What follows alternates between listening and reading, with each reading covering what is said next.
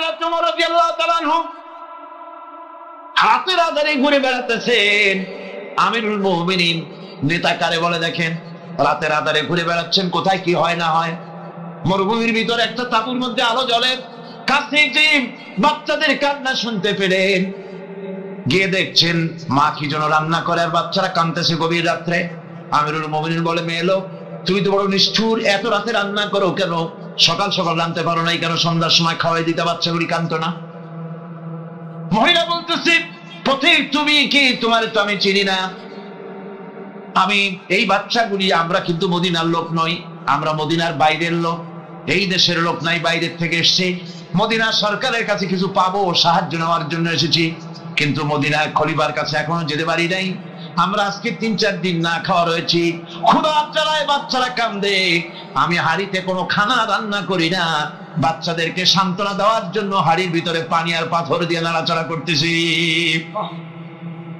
আমিরুল মুমিনিন তার পায়ের তলা থেকে যেন মাটি খসে যাচ্ছে, ভয় হয়ে গেল, আল্লাহর ভয় তারই হয়ে গেল তার ভিতরে।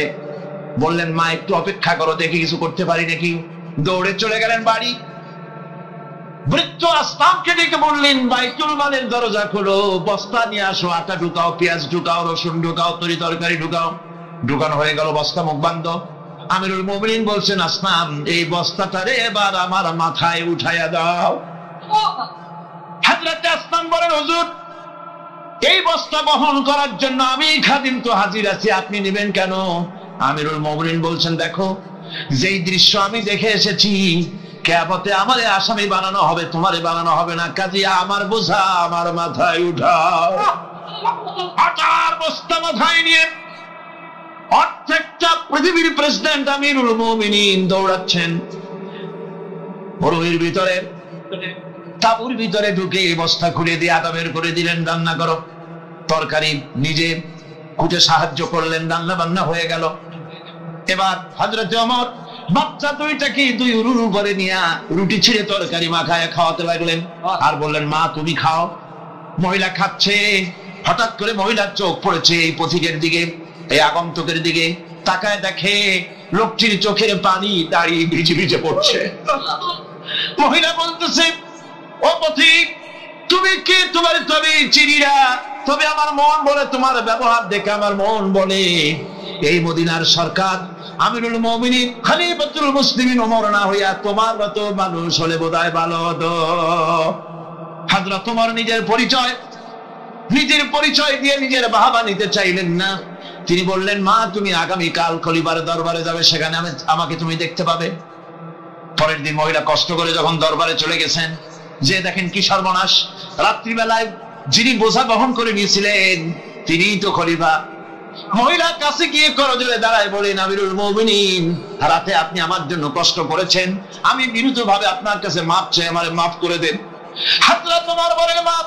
উল্টা আমার কাছে মাপ চাইও না, তুমি বলার আগে আমি খোঁজ নিয়ে যে তোমার খাবার পৌঁছাইতে পারি নাই, এই জন্য কিয়ামতের দিন আল্লাহর দরবারে ওমর রে আসামির কাতারে দাঁড় করাইও না। এই নেতা তৈরি করেছিলেন বিশ্বনবী জনাব মুহাম্মদ রাসূলুল্লাহ সাল্লাল্লাহু আলাইহি ওয়াসাল্লাম। সম্রাট আকবর, নাম শোনেন নাই? কোথাকার প্রেসিডেন্ট? ভারতবর্ষে। কত বড় নাম করা ব্যক্তি, দ্বীন ইলাহি চালু করলো, তার নামে আল্লাহু আকবার চালু করলো। আল্লাহু আকবার বলতে যেন তারে বোঝানো হয়। জিল্লে ইলাহি বলে ঘোষণা করা লাগলো তাকে, তার সামনে মাথা নত করার ব্যবস্থা করে দিল, কুর্নিশের ব্যবস্থা করে দিল। হযরত মুজাদ্দিদ আল বিসানি রাহমাতুল্লাহ আলাইহি এর বিরোধিতা করলেন। বিরোধিতা করার পরে সম্রাট জাহাঙ্গীর তার জেলের মধ্যে ঢুকাই দিল।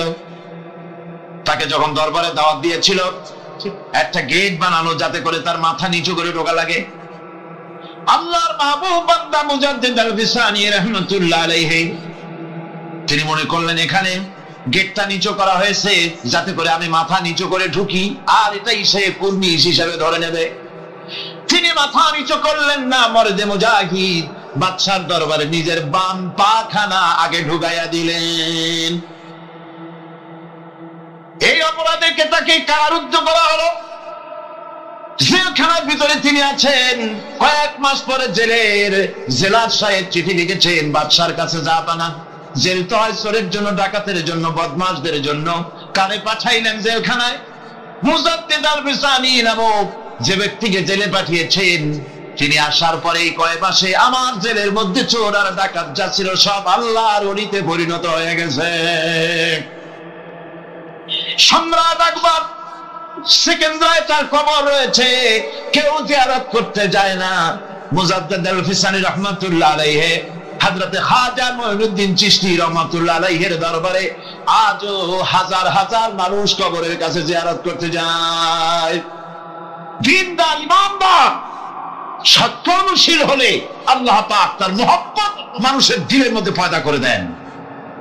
আল্লাহ রাব্বুল আলামিন কোরআনে কারীমের মধ্যে বলেছেন, فمن يكفر بالطاغوت ويؤمن بالله فقد استمسك بالعروة الوثقى لا انفصام لها والله سميع عليم। فمن يكفر بالطاغوت ويؤمن بالله, যারা নাকি তাগুতকে অস্বীকার করেছে এবং আমি আল্লাহর প্রতি যারা ঈমান এনেছে, তারা এমন এক মজবুত এমন এক অবলম্বন ধারণ করেছে যা কখনো ছিঁড়ে যাবার নয়, যা কখনো তাদেরকে ধ্বংস করবে না, বিচ্ছিন্ন করবে না।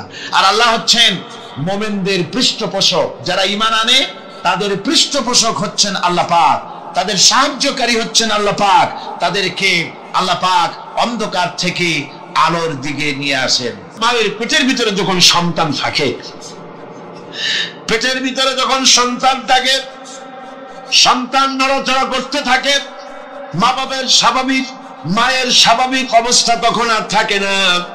লক্ষ্য করেন, মায়ের স্বাভাবিক অবস্থা থাকে না, ক্ষুধা কম হয়ে যায়, খেতে পারে না, মাথা ঘুরাতে থাকে, শরীরের ভিতরে একটা অস্বাভাবিক অবস্থা বিরাজ করে, তার মাসিক অসুখটা বন্ধ হয়ে যায়। আল্লাহ রাব্বুল আলামিন তাকে খাওয়াবার জন্য পেটের ভিতরে সন্তান বড় হচ্ছে, এই সন্তান খাবে কি, সেজন্য আল্লাহ রাব্বুল আলামিন মায়ের নাভির সঙ্গে আর সন্তানের নাভির সঙ্গে একটা তার লাগায় দিয়া মায়ের মাসিক রক্তগুলি এগুলি সন্তানের শরীরের ভিতরে সন্তানের শরীরকে দিয়ে আল্লাহ পাক বড় বানায় দেন। আর মা তখন দুর্বল হতে থাকে।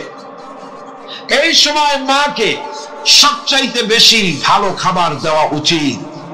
আমার দেশে মানুষেরা বোঝে না, পৃথিবীতে অপুষ্টি জনিত রোগে সবচাইতে ভোগে পৃথিবীর মধ্যে নারী মেয়ে লোকেরা। সবচাইতে অপুষ্টি জনিত রোগে কারা ভোগে? মেয়ে লোকেরা।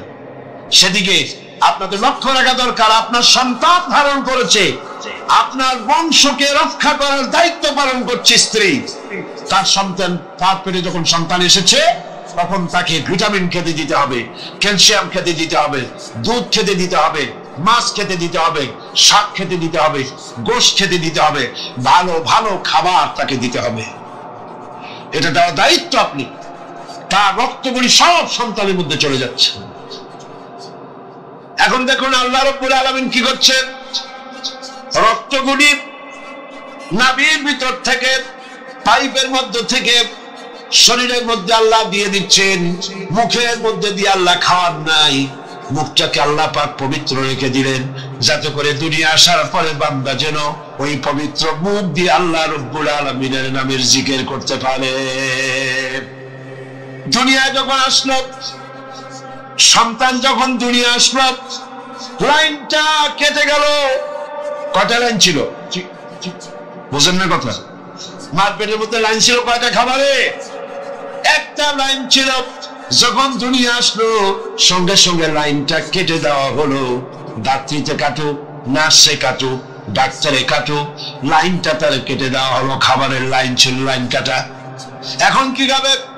দেখুন আল্লাহ রাব্বুল আলামিনের কুদরত কত। মায়ের খেদমত কেন করবেন? পেটের মধ্যে বসে তার রক্ত খেয়েছেন, তার রক্ত দিয়ে আপনার শরীর বড় হয়েছে।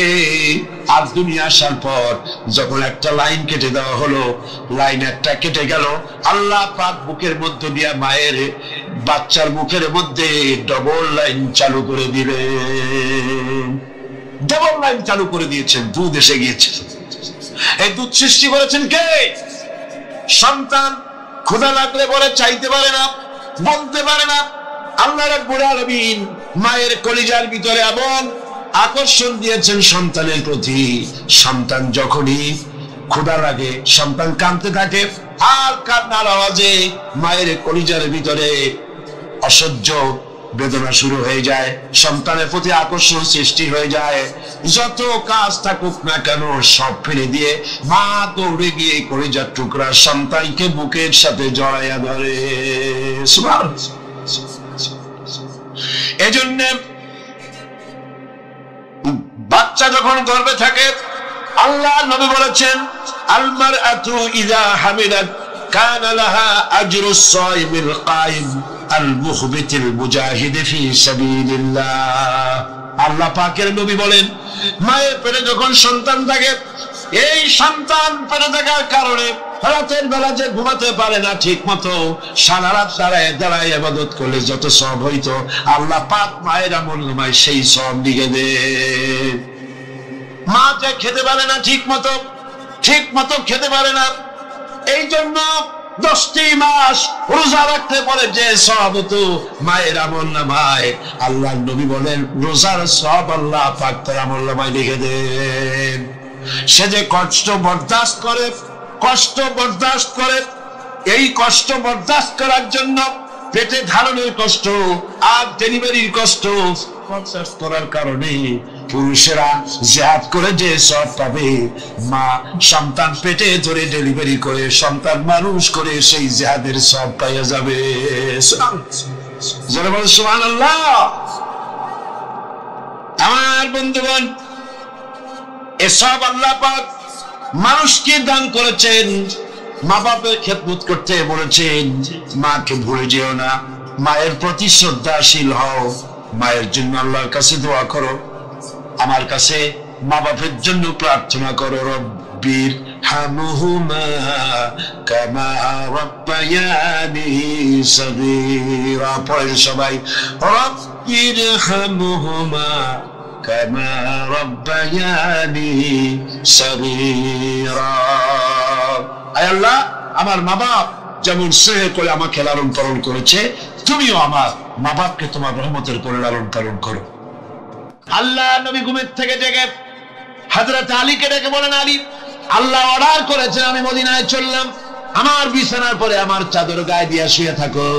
হযরত আলী বলেন, আল্লাহর হাবিব, আপনার চাদর গায়ে দিয়ে ঘুমিয়ে থাকবো, সকালবেলায় কাফির বেঈমানেরা আপনার বিছানার পরে আপনার চাদর গায়ে দেওয়া অবস্থায় আমি আলীকে তারা মুহাম্মদ মনে করবে, আর আমি আলীকে নবী মনে করে তারা তাদের তরবারি দিয়া কেটে কেটে টুকরা টুকরা করে আমারে বিদায় করে দেবে দুনিয়া থেকে। এতটুকুনো পরোয়া করি না, বরং আমার দিলের মধ্যে এটাই তৃপ্তি থাকবে যে আমি আলীর জীবনের বিনিময় আল্লাহর হাবিব দুনিয়ায় বেঁচে আছেন।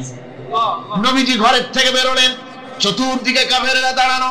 আল্লাহ নবী হাতে এক মুষ্টি বালু হাতে নিয়ে শাহ হাতের বজু পরে 3 বার দম করে বালুগুলো ছেড়ে দিলেন। বালিগুলি ঘরের চতুর্দিকে কাফেরদের চোখে চলে গেল। পরবর্তী সময় রব্বুল আলামিন ডেকে বলেন, নবীরে, বালি যখন নিক্ষেপ আপনি করেছিলেন ধুলাগুলি, আপনি তো শুধু নিক্ষেপ করেছিলেন, কিন্তু চতুর্দিকে কাফেরদের চোখে গেল কেমনে? একদিকে মেরেছিলেন, সেই দিকেই তো যাওয়ার কথা ছিল, চতুর্দিকের কাফেরের চোখে চোখে সেগুলো পৌঁছে গেল কেমনে? ওয়ামা রামাইতা ইদ রামাইতা ওয়ালাকিন্নাল্লাহ রামা। আপনি নিক্ষেপ করেন নাই, যখন আপনি নিক্ষেপ করেছিলেন আপনি তো শুধু বালু কণা ছেড়েছেন, আর ওই বালু কণাগুলি ঘরের চতুর্দিকে সব কাফেরদের চোখে পৌঁছবার দায়িত্ব আমার কুদরত গ্রহণ করেছিল। আমার ভাইরা, নবীজি বিপদে, এতগুলি শত্রু তরবারি নিয়ে তিনি বিপদে ধৈর্য হারা হন নাই। আস্তে করে ঘরের থেকে বেরিয়ে হযরত আবু বকরের বাড়িতে গিয়ে হাজির। দরজায় গিয়ে আওয়াজ দিলেন, আবু বকর। অমনি দরজা খুলে গেল, লাব্বাইক ওয়া সাদাইক। হুজুর বলেন, আবু বকর রে, একটা ডাকে কেমনে সাড়া দিলে? তুমি কি ঘুমাইছিলে না? হযরত আবু বকর বলেন, হুজুর আপনি বলেছেন আমাকে নিয়ে হিজরত করবেন, আমি মনে মনে চিন্তা করেছি না জানি কত রাত্রে নবীজি আসেন, উঠতে যদি আমার দেরি হয়ে যায়, নবীজি যদি দরজার কাছে দাঁড়ায় দাঁড়ায় আমারে ডাকাডাকি করে আর আমি যদি ঘুমায় থাকি, তাহলে আল্লাহর নবীর সঙ্গে বেয়াদবি হয়ে যাবে। এই মনে করে বিছানায় না ঘুমাইয়া আপনার গলার আওয়াজ শোনার জন্য এই দরজার সঙ্গে পিঠ লাগায়া লাগায়া দাঁড়ায়া ঘুমাচ্ছিলাম। আল্লাহর নবী হযরত আবু বকরকে সঙ্গে করে নিয়ে চললেন মদিনার দিকে, উল্টা পথে রওনা করলেন। বারবার কাবা শরীফের দিকে তাকাতে লাগলেন। বুখারী শরীফে এসেছে, নবীজি বারবার কাবার দিকে তাকিয়ে বলতেছেন, রে কাবা, বড় আশা ছিল তোর কাছে থাকবো, তোর খেদমত করব, কিন্তু তোর নিষ্ঠুর সন্তানেরা তোর কাছে আমারে থাকতে দিল না রে। আল্লাহ নবী মিসফালা দিয়ে জাবালে কেদোয়ার উপর দিয়ে চলে গেলেন জাবালে সুরে। গুহার কাছে যখন গিয়েছেন, ফজর রক্ত হয়ে গেল। হযরত আবু বকর রাদিয়াল্লাহু তাআলা আনহু বলছেন, হুজুর আর উপায় নাই, দিন হয়ে গেল, এখন বুঝি ধরা পড়ে যাব, ওই গুহার মধ্যে গিয়ে আশ্রয় নেই। তবে আপনি দাঁড়ান, গুহার ভিতরে পাহাড়িয়া গুহা, বিচ্ছু থাকতে পারে, সাপ থাকতে পারে, আমি আগে ঢুকি, যদি কোনো হিংস্র প্রাণী থাকে আমার উপর দিয়ে আঘাত হয়ে যাক, আল্লাহর নবী হেফাজতে থাকুন। হযরত আবু বকর রাদিয়াল্লাহু তাআলা আনহু গুহার ভিতরে নামলেন। নেমে গুহা সাফ করে হুজুরকে ডাকলেন। হুজুর তাশরীফ ফরমালেন গুহার মধ্যে। হুজুর বলেন, আবু বকর হেঁটে হেঁটে কষ্ট হয়ে গেছে, তুমি বসো, তোমার উরুর উপরে মাথা রেখে আমি একটু ঘুমায়ে যাই। আল্লাহর হাবিব ঘুমায়ে গেলেন। হযরত আবু বকর লক্ষ্য করে দেখেন চতুর্দিকে অনেকগুলি গর্ত দেখা যায়। এই গর্ত থেকে সাপ আসতে পারে, বিচ্ছু আসতে পারে মনে করে নিজের গায়ের চাদর ছিঁড়ে ছিঁড়ে গর্তগুলি বন্ধ করা শুরু করে দিলেন। কয়েকটা গর্ত বন্ধ করার মতো চাদর আর নাই, পাও দিয়ে চেপে ধরলেন। এক পাহাড়িয়া বিষধর সাপ বেরোবার জন্য চেষ্টা করে বেরোবার পথ খুঁজে না পেয়ে হযরত আবু বকরের পায়ের উপরে দংশন করেছে। বিষের যন্ত্রণায় হযরত আবু বকরের চোখ থেকে পানি দরদর করে পড়ছে। রাসূলুল্লাহর ঘুম ভেঙে গেল। আল্লাহর নবী তাকে বলেন, আবু বকর চোখে পানি কেন? বাড়ির কথা বুঝি মনে পড়ে গেছে? হযরত আবু বকর বলেন, ইয়া রাসূলুল্লাহ, আল্লাহর নামে কসম করে বলি, যেই দিন আমি ঈমান এনেছি ওই দিন থেকে আমার মা বাপ, আমার কোলে আমার সন্তান, আমার স্ত্রী, আমার জায়গা জমি ঘর বাড়ি, এমনকি আমার নিজের আত্মার চাইতে হুজুর আপনারে ভালোবাসি বেশি। তাহলে কাঁদো কেন? হযরত আবু বকর বলেন, হুজুর বাড়ির জন্য কাঁদি না, ছেলেপেলের জন্য কাঁদি না, সাপে দংশন করেছে, যন্ত্রণায় কাঁদতেছি। আল্লাহর নবী সঙ্গে সঙ্গে মুখ থেকে থুতু বার করে যন্ত্রণার জায়গায় লাগাই দিলেন। সঙ্গে সঙ্গে যন্ত্রণা বন্ধ হয়ে গেল। হুজুর বললেন, আবু বকর প্রথম যখন তোমার এই আঘাত করেছিল সাপে, আমাকে কেন তাড়াতাড়ি বলো নাই? এতক্ষণ তো তোমার কষ্ট হতো না। হযরত আবু বকর বলেন, ইয়া রাসূলুল্লাহ, ওটা তো সাপে কাটার যন্ত্রণা, ওই যন্ত্রণায় আমার রক্ত জ্বলতেছে, যন্ত্রণায় যন্ত্রণায় আমার কলেজাটা যদি ফেটেও যেত।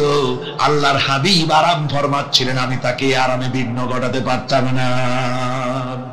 আমার ভাইয়েরা, হযরতে আবু বকর হযরতে রাসূল দুজন বসে আছেন। এমনি সময় কাফির বেঈমানেরা খুঁজতে খুঁজতে জায়গা মতো এসে গেছে। একজনে বলে ভিতরে আছে, আর একজনে বলে নাই। পায়ের যদি থাকবে তাহলে মাকড়সায় জাল বুনালো কি করে, পাখি ডিম পেড়ে বসে আছে কি করে, তাদের সন্দেহ হতে লাগলো। এর মধ্যে না একজন বলে আছে আর একজন বলে নাই। হযরত আবু বকর ভয়ের চোটে কেঁদে ফেলেছেন, হুজুর আর উপায় নাই। এই যে অবস্থা, এই অবস্থার ভিতরে, এই অবস্থার ভেতরেও আল্লাহ নবী এতটুকু ঘাবড়ে যান নাই। শত্রুরা তরবারি নিয়ে এসেছে, সুযোগ পেলেই একটু তাকালেই দেখতে পাবে, তুলে মেরে ফেলে দেবে। আল্লাহর হাবিব মোটেই ধৈর্য হারালেন না, এতটুকু হতাশ হলেন না।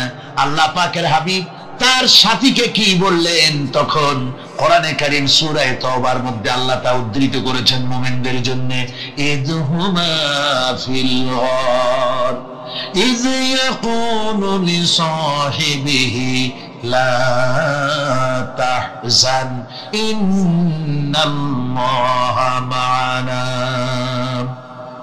ও আমার সাথী, ও বন্ধু, ভয় করো না, চিন্তা করো না, আমরা মাইনরিটি নই, আমরাই মেজরিটি। তার কারণ আল্লাহ আমাদের সাথে আছেন। সুবহানাল্লাহ, আল্লাহ আমাদের সাথে আছে। আর বন্ধুগণ, কোরআনে কারীমে রব্বুল আলামিন বলেন, فأنزل الله سكينته عليه وأيده بجنود لم تروها। আল্লাহ পাক তার মনের মধ্যে গভীর প্রশান্তি এবং স্বস্তি দান করলেন, আর এমন সৈন্য দিয়ে সাহায্য করলেন যে সৈন্যদেরকে তোমরা দেখতে পাও না। এভাবে করে রব্বুল আলামিন মুমিনদের বিপদে আপদে মুসিবতে সব সময় আল্লাহ পাক মুসলমানদেরকে সাহায্য করেছেন। জোরে বলেন সুবহানাল্লাহ। মুমিনদের সাহায্যকারী আল্লাহ।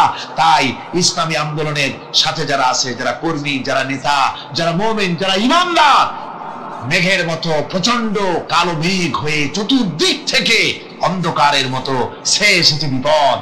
কোন বিপদ না, আল্লাহ পাক সাহায্যকারী। কে সাহায্যকারী? জোরে বলেন, সাহায্যকারী কে? আল্লাহ সুবহানাহু ওয়া তাআলা, তিনি সাহায্যকারী, ভয় নাই। আল্লাহ পাকের উপর ঈমান আনলে পরে কলিজার ভিতরে দুর্জয় সাহসের সৃষ্টি হয়ে যায়, কোনো ভয় অন্তঃকরণে তারা থাকে না। আল্লাহ পাক সাহায্য করেন। আর আল্লাহর উপরে ঈমান আনলে পরে রব্বুল আলামিন বলেছেন, ইয়া আইয়ুহাল্লাযীনা আমানু হাল আদুল্লুকুম আলা তিজারাতিন তুনজিকুম মিন আযাবিন আলীম।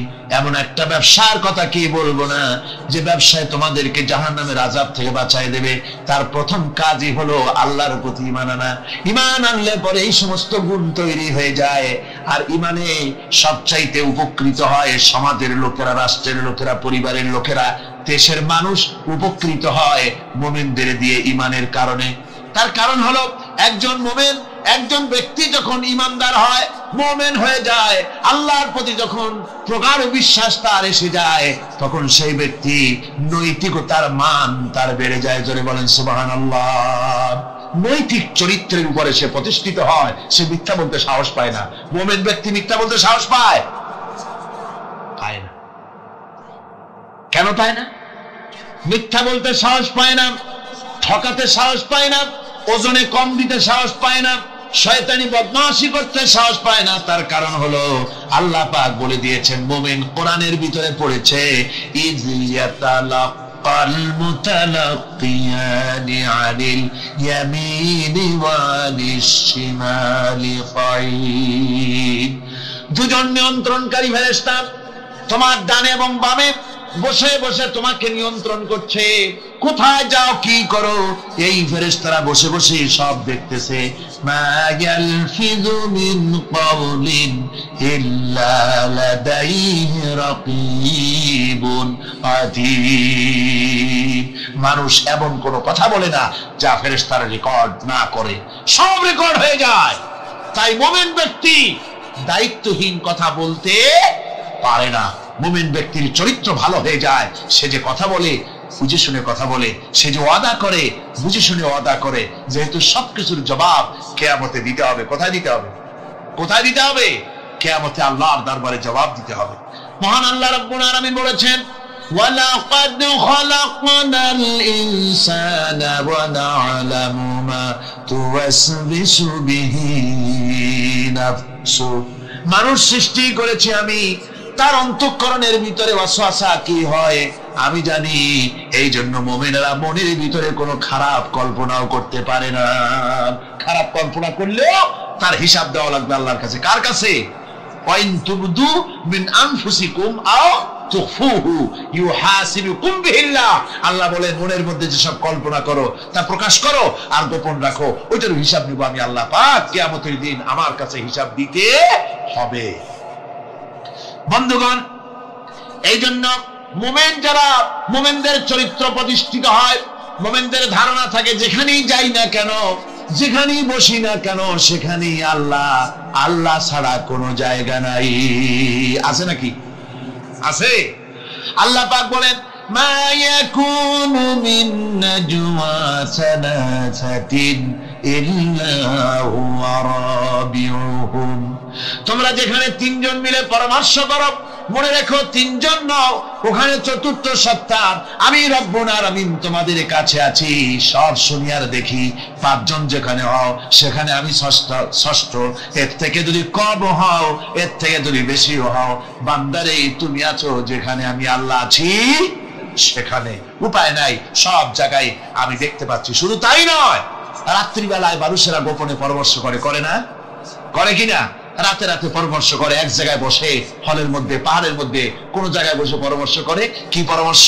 ইসলামী আন্দোলনের লোকদের মারবে, কোথায় তাদের ধরবে, কোথায় তাদের অত্যাচার করবে, এই সমস্ত পরামর্শ করে। আল্লাহ পাক বলছেন, শুনুন, আল্লাহ রাব্বুল আলামিন বলেন, ওয়া হুয়া মাআহুম ইয ইউবাইয়িতুনা মা লা ইয়ারদা মিনাল কাউল ওয়া কানা আল্লাহু বিমা তা'য়ামালুনা মুহীতা।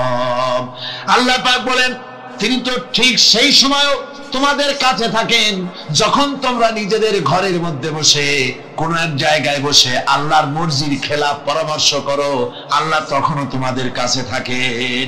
আল্লাহর ইহাতা থেকে, আল্লাহর কর্তৃত্ব থেকে বেরিয়ে যাওয়ার কোনো উপায় নাই। সুতরাং গোপনে বলেন, প্রকাশ্যে বলেন, যেভাবেই যা কিছু করা হোক না কেন, আল্লাহর কাছে আমাদের সমস্ত অপরাধগুলি ধরা হয়ে যায়। আর এটাই হচ্ছে ঈমানের সীমা পরিসীমা। তিলকা হুদুদাল্লাহি ফালা তা'তাদুহা, তিলকা হুদুদুল্লাহ, এটাই হচ্ছে আল্লাহর সীমানা। ঈমানের এই সীমারেখা বজায় রেখে ঈমানের উপরে মজবুত করে কোন ব্যক্তি, পরিবার, সমাজ, রাষ্ট্র যদি তৈরি হয়, তাহলে সেই সমাজই শান্তি আসে, সেই সমাজই আরাম আসে, সেই রাষ্ট্র শান্তিপূর্ণ হয়, সেখানে দিন কায়েম হয়, মানুষ সুখ সমৃদ্ধি খুঁজে পায়। সুতরাং আমরা আজকে আলোচনা করলাম ঈমানের কোয়ালিটি। কি আলোচনা করলাম? ঈমানের কোয়ালিটি। এই কোয়ালিটি দিয়ে যেন আল্লাহ আমাদেরকে ভরপুর করে দেন। জোরে বলেন আমিন। আরো জোরে বলেন আমিন।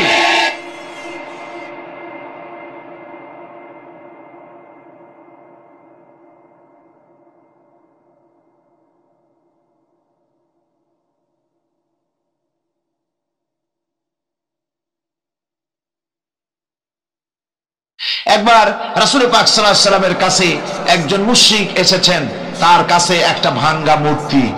হুজুর জিজ্ঞেস করলেন, তোমার মূর্তিটা ভাঙা কেন? লোকটি বলল যে এটি হচ্ছে আমার খোদা, একে আমি সব সময় সাথে রাখি, না জানি কোন সময় কোন বিপদে পড়ি, এই জন্য সাথে রাখি বিপদ থেকে বাঁচার জন্য। পথিমধ্যে আমার প্রকৃতির ডাক এলো, পেশাব পায়খানায় যাওয়ার প্রয়োজন হলো, তো মনে করলাম এমন জায়গায় এই খোদা নিয়ে যাওয়া উচিত না। খোদাকে রাস্তার উপরে রেখে তারপরে গেলাম কাম সারতে।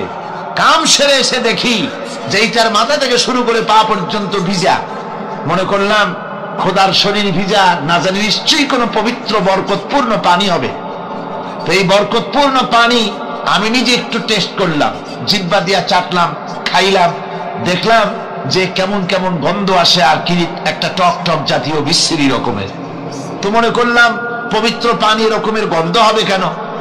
এদিক ওদিক তাকালাম, তাকিয়ে দেখি দূরে একটা কুকুর দাঁড়ানো, তার নিচের থেকে পানি টপকাচ্ছে। তখন ভাবলাম যে আসলে কোন বরকতের পানি এটা। আমি তখন রাগ করে এইটা ঠ্যাং ধরে আছাড় মারলাম যে তুই কি খোদা না তুই একটা হুদা? তুই তো নিজেরই ঠেকাতে পারিস না বিপদ থেকে, তো আমারে ঠেকাবি কি করে?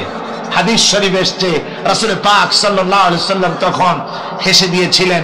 সে হাসিতে হুজুরের দন্ত মোবারক বিকশিত হয়েছিল, শরীর মোবারক কেঁপে উঠেছিল। হুজুর জিজ্ঞেস করলেন, আমার কাছে কি বক্তব্য এসেছো?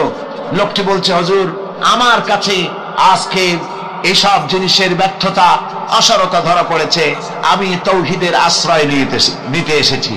আল্লাহর নবী বললেন, পড়ো লা ইলাহা ইল্লাল্লাহু মুহাম্মাদুর রাসূলুল্লাহ। মুমিন ব্যক্তি আত্মমর্যাদার সৃষ্টি হয় তার কলিজার মধ্যে, আত্মসম্ভ্রম, আত্মসম্মান। সে কারো কাছে মাথা নত করবে না, তার কারণ সে জানে আমি যার গোলাম তিনি হচ্ছেন সকল ক্ষমতার উৎস। এত বড় প্রচন্ড ক্ষমতার মালিক তিনি। রাতকে দিন বানান, দিনকে রাত বানিয়ে দেন, সাগরকে নগর করেন, নগরকে সাগরে পরিণত করে দেন, আমিরকে ফকির করেন, ফকিরকে আমির বানায় দেন, রাস্তার মানুষ ধরে নিয়ে, অপরিচিত লোক একজন ধরে নিয়ে রাষ্ট্রের মালিক বানায় দেন, প্রেসিডেন্ট বানায় দেন। আবার সম্মানের ফুলের মালা দিয়া গলা থেকে শুরু করে পা পর্যন্ত ফুলের মালা দিয়া ভরে দেন। নাফরমানি যখন বাড়তে থাকে, এত বড় ক্ষমতার মালিক আমার আল্লাহ রাব্বুল আলামিন ফুলের মালাগুলি বাদ দিয়ে ফুলের মালার পরিবর্তে জুতার মালা গলায় পরাইয়া ফাঁসির মঞ্চে ঝুলাইয়া দেন। পারেন কিনা? প্রচন্ড ক্ষমতার মালিক তিনি। তিনি যদি কারো ক্ষমতা ছিনিয়ে নিবেন, এটা যদি সিদ্ধান্ত হয়, পৃথিবীর মানুষ তাকে ক্ষমতার উপরে রাখতে পারে? আর আল্লাহ যদি কাউকে ক্ষমতা দিতে চান, সেই ক্ষমতা থেকে তাকে মাহরুম কেউ করতে পারে? পারেন। সমস্ত ক্ষমতার একমাত্র মালিক হচ্ছেন কে? আল্লাহ সুবহানাহু ওয়া তাআলা। মানুষেরা বোঝে না, তাই আত্মম্ভরিতা ক্ষমতার মোহে কি করবে দিশা করতে পারে না। এই জন্য যারা মুমিন হবে, তাদের এই চিন্তা মনের মধ্যে থাকবে, আত্মমর্যাদা আসবে, কারো সামনে হাত পাতবে না। হাত পাতবে তো আল্লাহ সুবহানাহু ওয়া তাআলার কাছে, কাউকে ভয়ও করবে না। আত্মমর্যাদার কারণে সে তার রিজিক সম্পর্কেও নৃশংস হয়ে যাবে, অর্থাৎ রিস্ক সম্পর্কেও তার পরোয়া থাকবে না, যে হক কথা যদি বলি তাহলে যদি আমার চাকরি না থাকে। আছেন এরকম লোক? হক কথা যদি বলি, চাকরি যদি না থাকে, দাওয়াত যদি আর না হয়, গুলি খেয়ে যদি মরি, এই চিন্তাও মুমিনের লোকের মধ্যে থাকে না, যেহেতু তার আত্মমর্যাদা এসেছে। রিস্কের মালিক মসজিদের মুতাল্লি নয়। অনেক ইমাম আছে মসজিদে, হক কথা বলতে সাহস পায় না। আছে না? চট্টগ্রামে না থাকতে পারে, বিভিন্ন জেলায় আছে, হক কথা বলার সাহস পায় না। মনে করে রিস্কের মালিক মুতাল্লি অথবা সেক্রেটারি। আর দুর্ভাগ্যজনক সত্য, বাংলাদেশের অধিকাংশ মসজিদের মুতাল্লি আর সেক্রেটারি এমন লোক যারা ধর্মনিরপেক্ষতাবাদে বিশ্বাসী, যারা ইসলামের রাজনীতিতে বিশ্বাস করে না। এ ধরনের বহু লোক মসজিদের সেক্রেটারি, মেম্বার, মুতাল্লি হয়ে বসে আছে, আর মসজিদের ইমামদেরকে হক কথা বলতে দেয় না। আছে না? ইমাম সাহেবরা, আমি কিন্তু পাইকারি কথা বলছি না, আলহামদুলিল্লাহ যোগ্যতা সম্পন্ন ইমাম আছেন যারা কথা বলেন। আবার কিছু লোক আছে যারা ভয় পান, আমি তাদের উদ্দেশ্যে বলছি, কোরআনে কারীম বলছে রিস্কের মালিক হচ্ছেন আল্লাহ সুবহানাহু ওয়া তাআলা। তোমার রিস্কের পরোয়াটা কিসের? ইন্নাল্লাহা হুয়ার রাজ্জাকু যুল কুওয়াতিল মাতিন। রিস্কের মালিক তো আল্লাহ পাক, তার হাতেই সমস্ত রিস্ক। রিস্ক কার হাতে? বাংলাদেশ পৃথিবীর দ্বিতীয় বৃহত্তম মুসলিম দেশ। এই দেশে বসে মসজিদে কথা বলতে ভয় পায় মুসলমানেরা, মসজিদে বসে কথা বলতে ভয় পায়। কিন্তু ভারতের দিকে তাকান, ভারতের দিল্লির জুমা মসজিদের ইমাম আব্দুল্লাহ বুখারী, লোকটার জন্য দোয়া এসেই যায় দিল থেকে। যখন কলকাতার হাইকোর্টে কোরআনে কারীমকে ব্যান করে দেওয়ার জন্য মামলা দায়ের করা হলো, দিল্লির জুমা মসজিদের ইমাম বক্তৃতা করলেন। সেই বক্তৃতার ক্যাসেট আমার কাছে পৌঁছানো হয়েছিল। আমি বক্তৃতা যখন শুনছিলাম, আমার মনে হচ্ছিল যেন তার মুখ থেকে আগুন বর্ষণ হচ্ছে। তিনি বলতেছিলেন যে ভারতকে আমরা সাজাইছি, এ ভারতকে আমরা পাতা পল্লব দিয়ে, শাখা প্রশাখা দিয়ে, ফুল দিয়ে, ফল দিয়ে গোটা ভারত 850 বছর বসে আমরা সাজিয়েছি। এ ভারতের কুতুব মিনার আমার, এ ভারতের তাজমহল, শীষমহল, এ ভারতের দেওয়ানি আম, দেওয়ানি খাস, এ ভারতের যা কিছু দেখার, যা কিছু সৌন্দর্য সব মুসলমানেরা করেছে। সেই মুসলমানদের কলিজা, সেই মুসলমানদের রূহ, গোটা পৃথিবীর মুসলমানদের মহজ, পৃথিবীর শ্রেষ্ঠ নেয়ামত আল্লাহ রাব্বুল আলামিনের আখেরি কালাম কোরআনের বিরুদ্ধে কেস হয়েছে। আব্দুল্লাহ বুখারী বলছেন, এই কোরআনের বিরুদ্ধে, কোরআন ব্যান করার মতো রায় যদি ভারতের কোন জজ মুখ দিয়ে উচ্চারণ করে কোরআন ব্যান করা হলো, তিনি বলছেন আমি ভারতের জুমা মসজিদের ইমাম শুধু নই, ভারতের 20 কোটি মুসলমানের ইমাম আমি।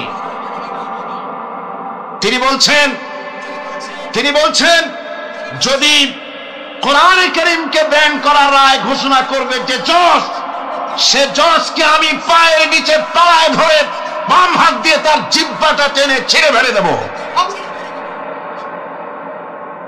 আমার দেশে ভারতের মসজিদের ভেতরে ইমামরা যে কথা বলতে সাহস পায়, আমার দেশের মসজিদের অনেক ইমাম আগে যারা একটু সাহস পেত, এখন আবার অনেকের মধ্যে কোন কোন জেলায়, চিটাগং না কিন্তু কোন কোন জেলায় সাহস একটু কমে গেছে। তার কারণ কিছু বেয়াদব রাজনীতিক তারা বলেছে মসজিদের মধ্যে রাজনীতি করতে দেওয়া হবে না। ওরা হচ্ছে বেয়াদব। যারা বলেন ওরা কি, আর যারা বলেন ওই সব রাজনীতিবিদরা কি। তার কারণ হচ্ছে মসজিদে কি বলা হবে আর কি বলা হবে না তোর মতো বেয়াদব রাজনীতিবিদের কাছ থেকে তাকে জিজ্ঞেস করবে না।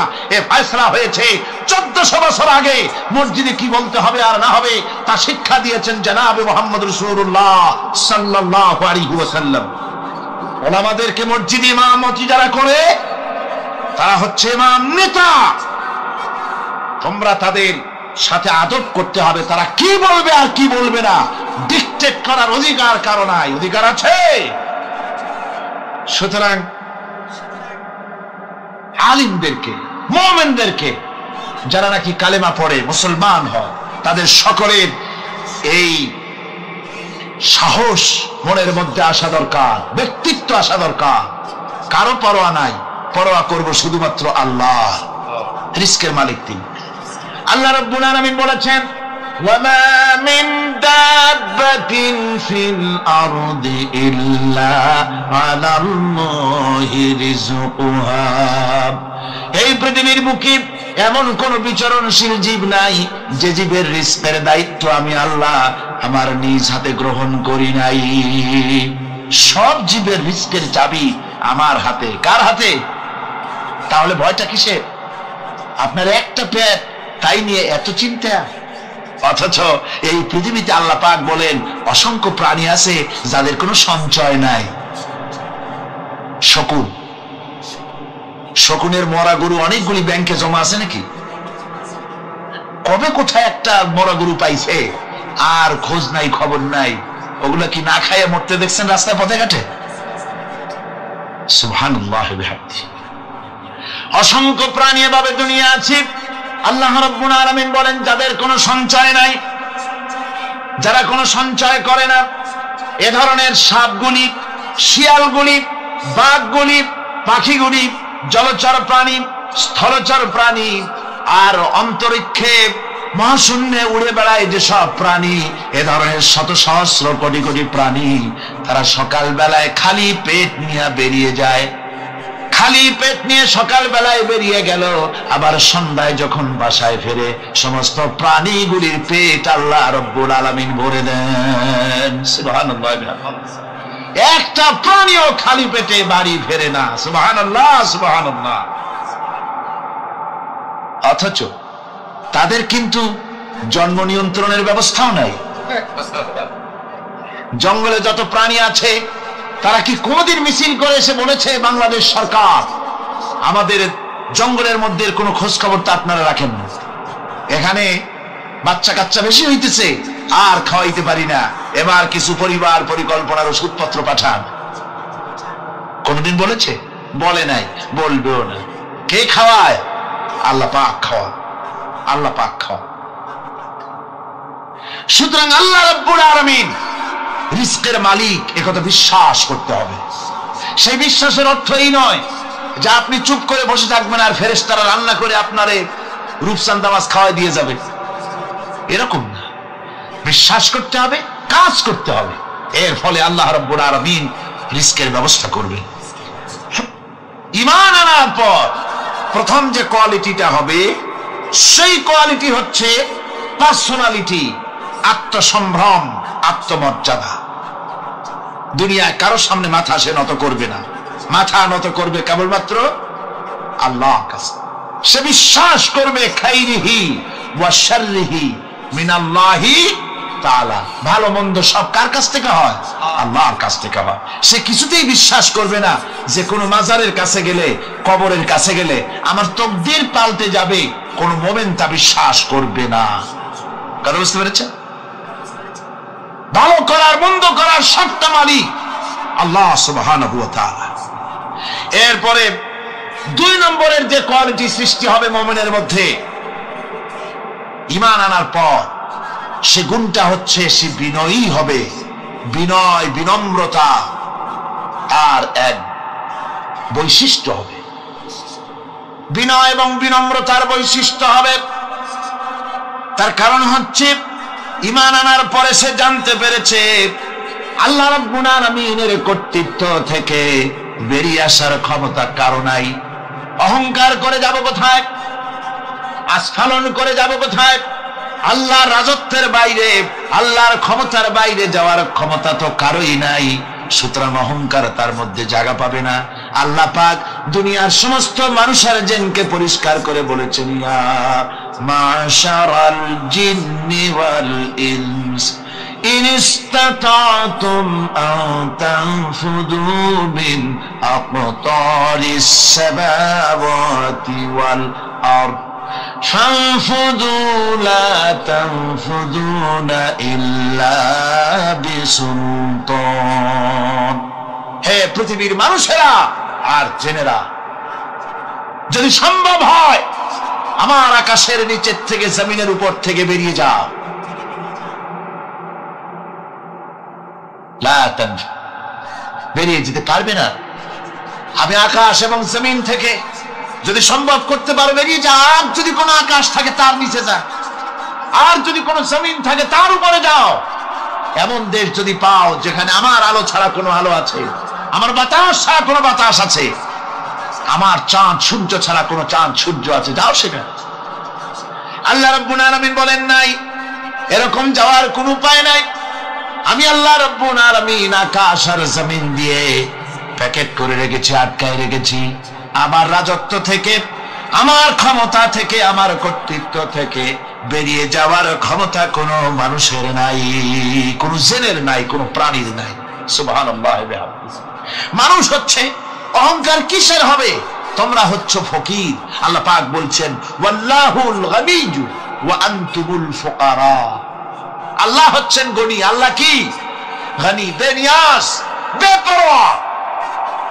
ফাআলুল লিমা ইউরিদ, যা খুশি তাই করেন, কারো মুখাপেক্ষী তিনি নন। কোরআনে কারীমে রব্বুল আলামিন বলেছেন, নবী আপনি আমার ব্যাপারে, আমার গুণাবলীর ব্যাপারে বলুন। কুল হুয়াল্লাহু আহাদ, পড়েন সবাই। কুল হুয়াল্লাহু আহাদ আল্লাহুস সামাদ লাম ইয়ালিদ ওয়া লাম ইউলাদ ওয়া লাম ইয়াকুল লাহু কুফুয়ান আহাদ। আল্লাহ পাক বলেন, বান্দারে ও আমার নবী আপনি বলুন, আল্লাহ পাক এক এবং একক, তিনি নিরঙ্কুশ, তিনি বেনিয়াস, তিনি কারো মুখাপেক্ষী নন, তিনি কাউকে জন্ম দেন নাই, তাকেও কেউ জন্ম দেয়নি। আকাশ এবং জমিনে আল্লাহর সমকক্ষ কেউ নাই। তোমরা হচ্ছ ফকির আর আমি আল্লাহ হচ্ছে বেনিয়াস। লিল্লাহি মা ফিস সামাওয়াতি ওয়া মা ফিল আরদ, আকাশে যা আছে, জমিনে যা আছে, সব আল্লাহ। সব কার? আল্লাহ পাকের। সুতরাং কিসের অহংকার, কিসের বাড়বাড়ি? মানুষ পেছনের কথা ভুলে যায়, মোটেই চিন্তা করে না। একটু আগে যারা ক্ষমতায় ছিল আজকে তারা ক্ষমতা হারা। আজকে যারা ক্ষমতায় এলো তারা আবার ক্ষমতা মস্তদে বসে দুনিয়ার সব বিপদ আপদ ভুলে যায়। কি করে আরো বেশি লুটপাট করা যায়, আরো বেশি মানুষকে শোষণ করা যায়, মানুষ এই চিন্তাই করে। অহংকারে, ক্ষমতার দর্পে ফেটে পড়ে, চিন্তা করে না পেছনের কথা। আল্লাহ রাব্বুল আলামিন বলেন, যারা নাকি মুমিন বান্দাদের বিনয় এবং বিনম্রতা তাদের মধ্যে সৃষ্টি হয়ে যাবে। তার কারণ হলো আল্লাহ পাক বলেছেন, ওয়ালা তামশি ফিল আরদি মারহান ইন্নাকা লান তাখরিকাল আরদা ওয়ালান তাবলুগাল জিবালা তুলা। ওয়ালা তামশি ফিল আরদি মারহান, আমার জমিনের উপরে অহংকার করে পা ফেলো না। তুমি কি পারবে অহংকার করে আমার জমিনটাকে বাটাই দিতে? কি বলেন, পারা যাবে? অহংকার করে জমিনের উপরে লাথি মারেন জোরে, জমিন ফাটবে? ফাটবে না, আপনার পা ছিঁড়ে যাবে। আপনি কি পারবেন অহংকার করে পাহাড়ের উচ্চতা লাফ দিয়ে ছাড়াই যেতে পারবেন? তাও পারবেন না।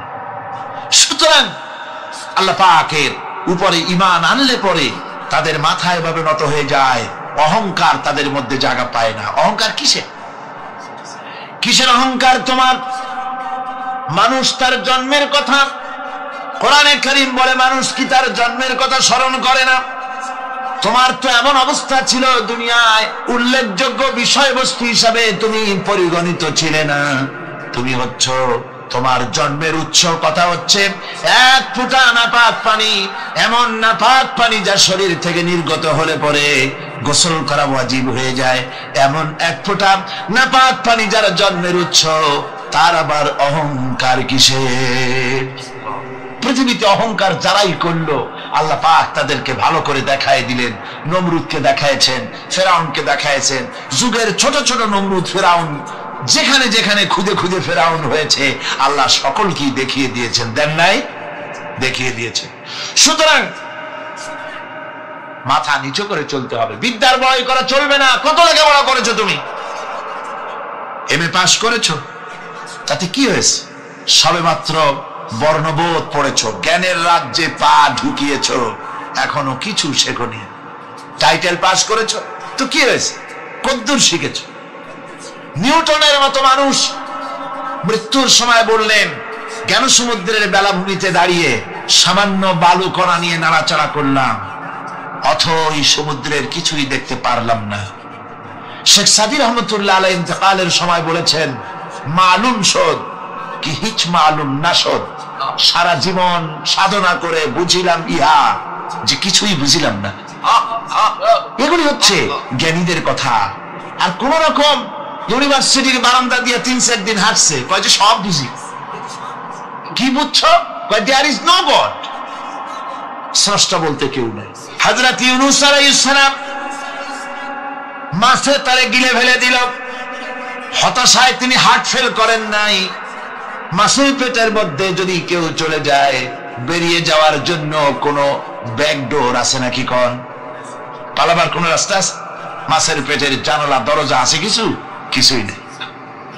তিনি হতাশ হলেন না, মাছের পেটের ভেতরে বসে হযরত ইউনূস আলাইহিস সালাম বুক ভরা আশা নিয়ে আল্লাহর দরবারে তিনি ঘোষণা করলেন, লা ইলাহা ইল্লা আনতা সুবহানাকা ইন্নী কুনতু মিনাজ জালিমিন। পড়েন না সবাই, লা ইলাহা ইল্লা আনতা সুবহানাকা ইন্নী কুনতু মিনাজ জালিমিন।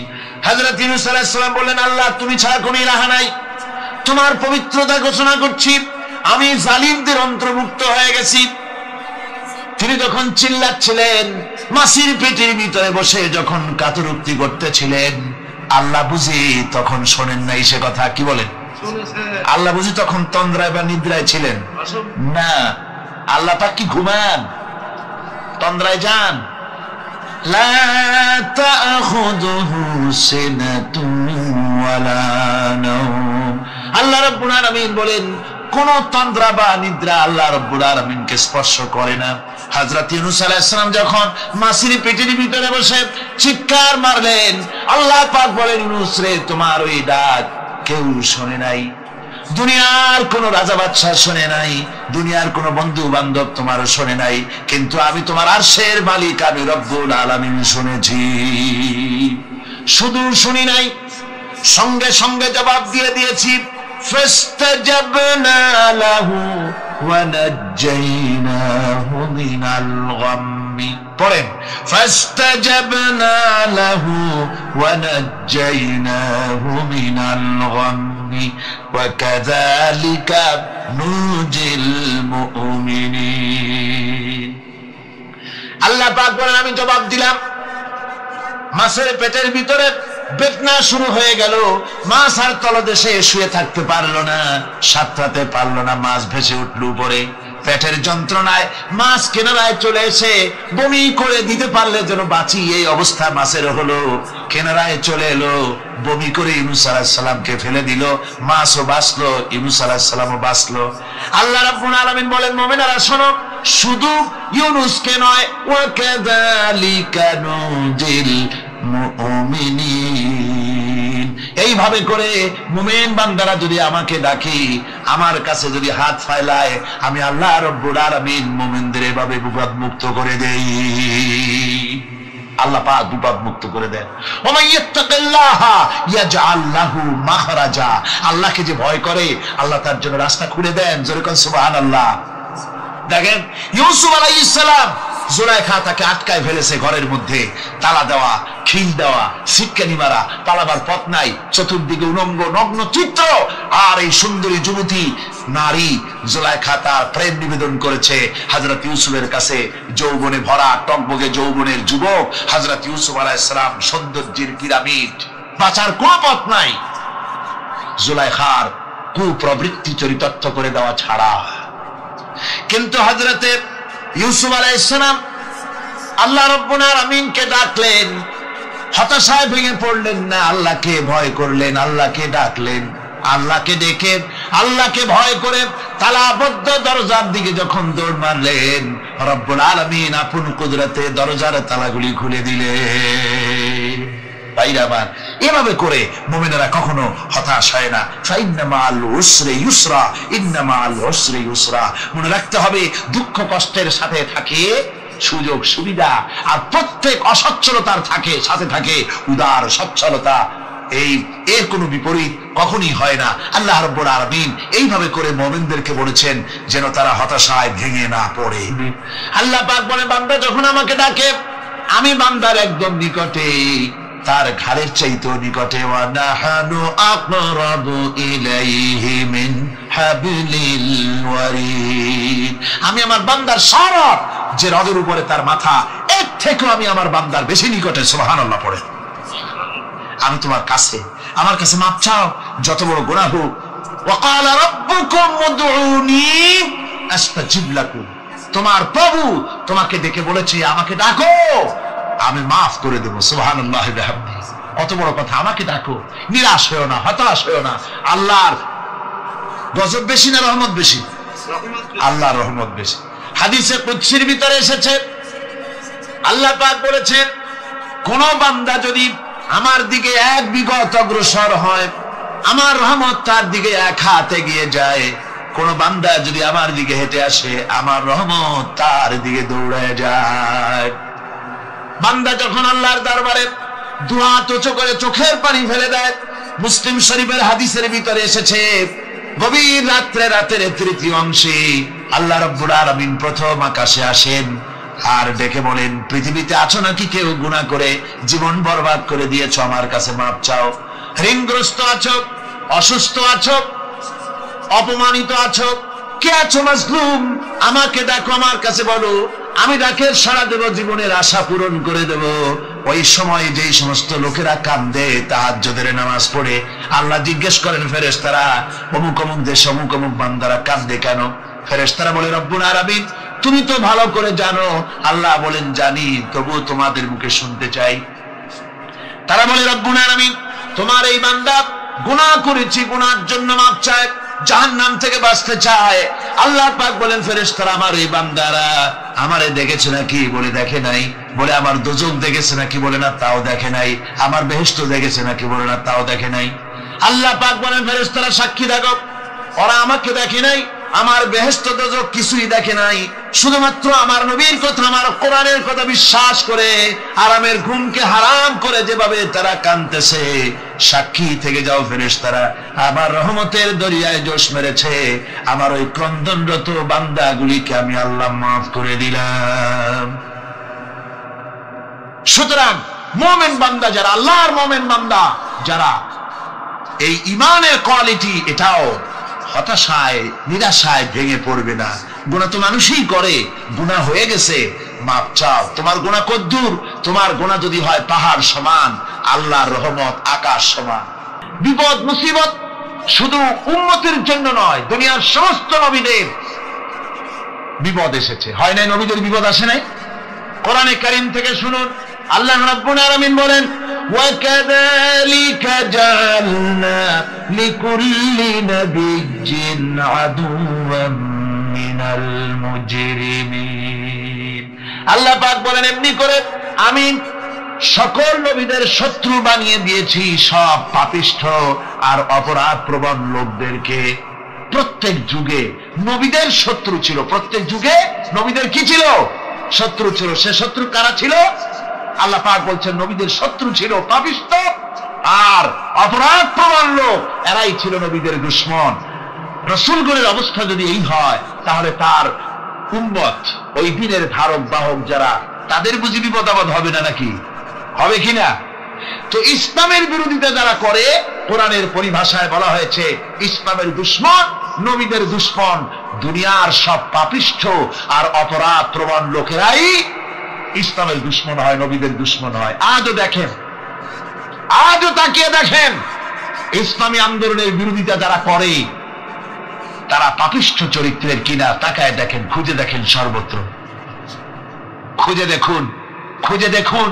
যারা ইসলামী আন্দোলনের বিরোধিতা করে, যারা ইসলামকে মিটিয়ে দেওয়ার চেষ্টা করতেছে, যারা ইসলামকে মৌলবাদ বলে, ইসলামকে সাম্প্রদায়িক বলে, কোরআনে কারীমের কথা কত স্পষ্ট যে নবীদের দুশমন হয়, ইসলামের দুশমন হয় মুজরিম লোকেরা, অপরাধ প্রবণ আর পাপিষ্ঠ লোকেরা। আজও আমরা দেখতে পাই এই শ্রেণীর লোকেরা পাপিষ্ঠ এবং সবচাইতে সমাজের নিকৃষ্ট ধরনের চরিত্রহীন লোক। নামাজ নাই। আপনি খুঁজে দেখেন ইসলামী আন্দোলনের বিরোধিতা যারা করছে, যারা নেতৃত্ব দিচ্ছে, নামাজ নাই, রোজা নাই, চরিত্র নাই, হজ নাই, যাকাত নাই, মদ, জুয়া, জেনা, ব্যভিচার ইত্যাদিতে লিপ্ত। চেহারা দেখলে ছেলেপেলেরা 2 গ্লাস পানি খায়, ভর ছোটে। কথা ঠিক কিনা কর? এই হলো অবস্থা। মারে কেন? মুমিনদেরকে, পয়গম্বরদেরকে, সাহাবীদেরকে এবং ঈমানদারদেরকে মারে কেন? তার কারণ হচ্ছে আল্লাহ রাব্বুল আলামিন বলেছেন, ওয়া মা নাকামু মিনহুম ইল্লা আইয়ুমিনু বিল্লাহিল আজিজিল হামিদ। কাফিররা ঈমানদার লোকদেরকে অন্য কোন অপরাধী নির্যাতন চালায় না, নির্যাতন চালায় শুধু এই কারণে যেহেতু মুমিন লোকেরা পরাক্রমশালী, আল্লাহ রাব্বুল আলামিনের দ্বীনকে কায়েম করতে চায়, তার উপরে ঈমান এনেছে, এই কারণেই তারা মারে। ঠিক কিনা কর? যুগে যুগে নবীদের উপরে, সাহাবীদের উপরে যে অত্যাচার হয়েছে, সেই অত্যাচার এই কারণেই হয়েছে, অন্য কোনো কারণে নয়। এই কঠিন বিপদে অবিচলতা এবং ধৈর্যের দৃষ্টান্ত নবীগণ পেশ করেছেন পৃথিবীর বুকে। আমরা দেখেছি ইব্রাহিম আলাইহিস সালামকে আগুনে ফালানো হয়েছে, আছে না কোরআন শরীফে? আমি কিন্তু গল্প করতেছি না, সব কোরআনের কথা। কিসের কথা? ইব্রাহিম আলাইহিস সালামকে আগুনে ফালানো হচ্ছে। অপরাধ কি? অপরাধ হচ্ছে হযরত ইব্রাহিম আলাইহিস সালাম দাওয়াত দিয়েছেন, লা ইলাহা ইল্লাল্লাহ। জোরে পড়েন, লা ইলাহা ইল্লাল্লাহ, লা ইলাহা, লা ইলাহা ইল্লাল্লাহ মুহাম্মাদুর রাসূলুল্লাহ। হযরত ইব্রাহিম আলাইহিস সালাম দ্বীনের দাওয়াত দিয়েছেন, এক আল্লাহর দাওয়াত দিয়েছেন, ঈমানের দাওয়াত দিয়েছেন। আর কোন অপরাধ ছিল না।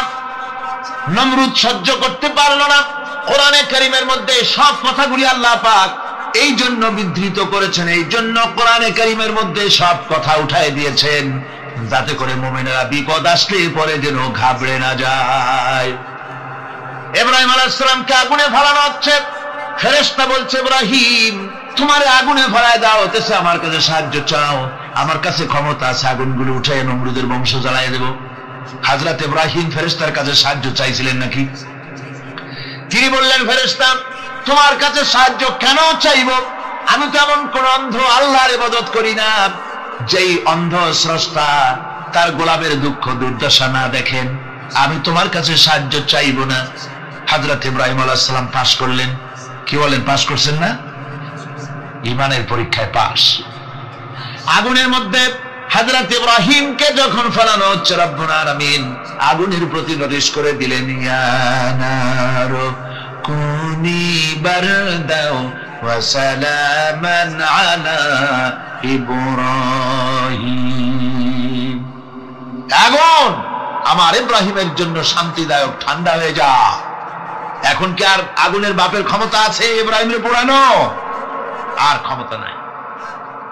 আমার বন্ধুগণ, ইব্রাহিম আগুনের ভিতরে আরামে বসে আছেন, আর ওদিকে নমরুদ বসে বসে দেখতেছে দূর থেকে ইব্রাহিম তো জ্বলে না, গায়ের মধ্যে আগুন জ্বলে গেল। ডাক দিয়া কয়, আগুন তোর হলো কি? কেন জ্বালাইতে পারিস না আমার দুশমন রে? হলোটা কি তোর? তোর কি জ্বালানো শক্তি বন্ধ হয়ে গেল নাকি? আগুনের ভিতর থেকে জবাব এলো, নমরুদ রে, আমার ভিতরে জ্বালানো শক্তি আছে কি নাই যদি প্রমাণ করতে চাও, টেস্ট করতে চাও, তুই নিজে আয়, তোরে শুদ্ধ তামাম দুনিয়া জ্বালাই দিতে পারি, ইব্রাহিমের এক গাছা পশম জ্বালাই দিতে পারি না।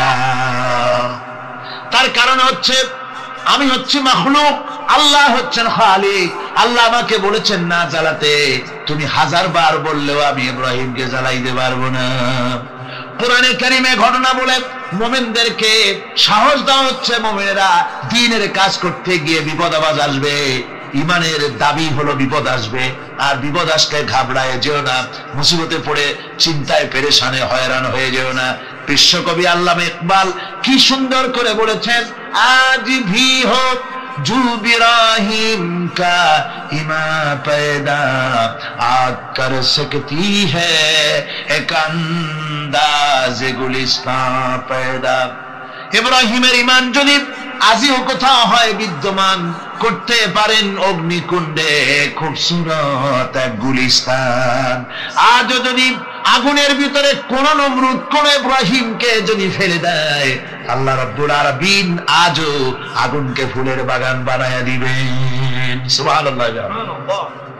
ভয় পাওয়ার কারণ নাই, চিন্তা করার কোনো কারণ নাই। আমার বন্ধুগণ, হযরতে হুদ আলাইহিস সালামকে যখন সমাজের লোকেরা, রাষ্ট্রের লোকেরা ঘিরে ফেলে দিল, সমাজ শক্তি, রাষ্ট্র শক্তি যখন তাকে ঘিরে ফেলে দিল, ষড়যন্ত্রের পাহাড় তুলে দিল, তারে মেরে ফেলে দিবে, হযরত হুদ দেশ থেকে তা পালায় গেলেন না, ভয় পেলেন না। হযরতে হুদ আলাইহিস সালাম বললেন, কোরআনে কারীমে হযরত হুদের কথা কোট করা হলো, ফাকিদুনি জামিআন সুম্মা লা তুনজিরুন। সম্মিলিতভাবে ষড়যন্ত্র করো আমার বিরুদ্ধে, সবাই মিলে ষড়যন্ত্র করো, সুম্মা লা তুনজিরুন, আর আমাকে এতটুকু অবকাশ তোমরা দিও না। ইন্নী তাওয়াক্কালতু আলাল্লাহি রাব্বি ওয়া রাব্বিকুম, আমি ভরসা করেছি সেই আল্লাহর উপরে, যার কুদরতি হাতের ভেতরে, যিনি আমাদের রব তোমাদেরও রব, আর যার কুদরতি হাতের ভিতরে তামাম পৃথিবীর জানগুলি যার হাতে, সে আল্লাহর উপরে ভরসা করেছি। ষড়যন্ত্র যদ্দূর আছে করতে থাকো, আমি ষড়যন্ত্র পরোয়া করি না। সুবহানাল্লাহ। এটাই হলো মুমিনের কোয়ালিটি। শুধু ঈমান, লা ইলাহা ইল্লাল্লাহ মুহাম্মাদুর রাসূলুল্লাহ, গরুর গোশত খাই, আর রবিউল মাস আসলে পরে ইয়া নবী সালাম আলাইকা, ইয়া রাসূল সালাম আলাইকা, তারপরে গরম গরম জিলাপি আর রসগোল্লা খাইলাম খুব বেশি করে, এর নাম মুমিন নয়। মুমিন হচ্ছে তার চলায় ফেরায়, ওঠায় বসায় সাহসিকতার এক আন্দাজ তৈরি হবে সে। হযরত ওমর রাদিয়াল্লাহু তাআলা আনহু রাতের আঁধারে ঘুরে বেড়াতেছেন। আমিরুল মুমিনিন নেতা কারে বলে দেখেন, রাতের আঁধারে ঘুরে বেড়াচ্ছেন, কোথায় কি হয় না হয়।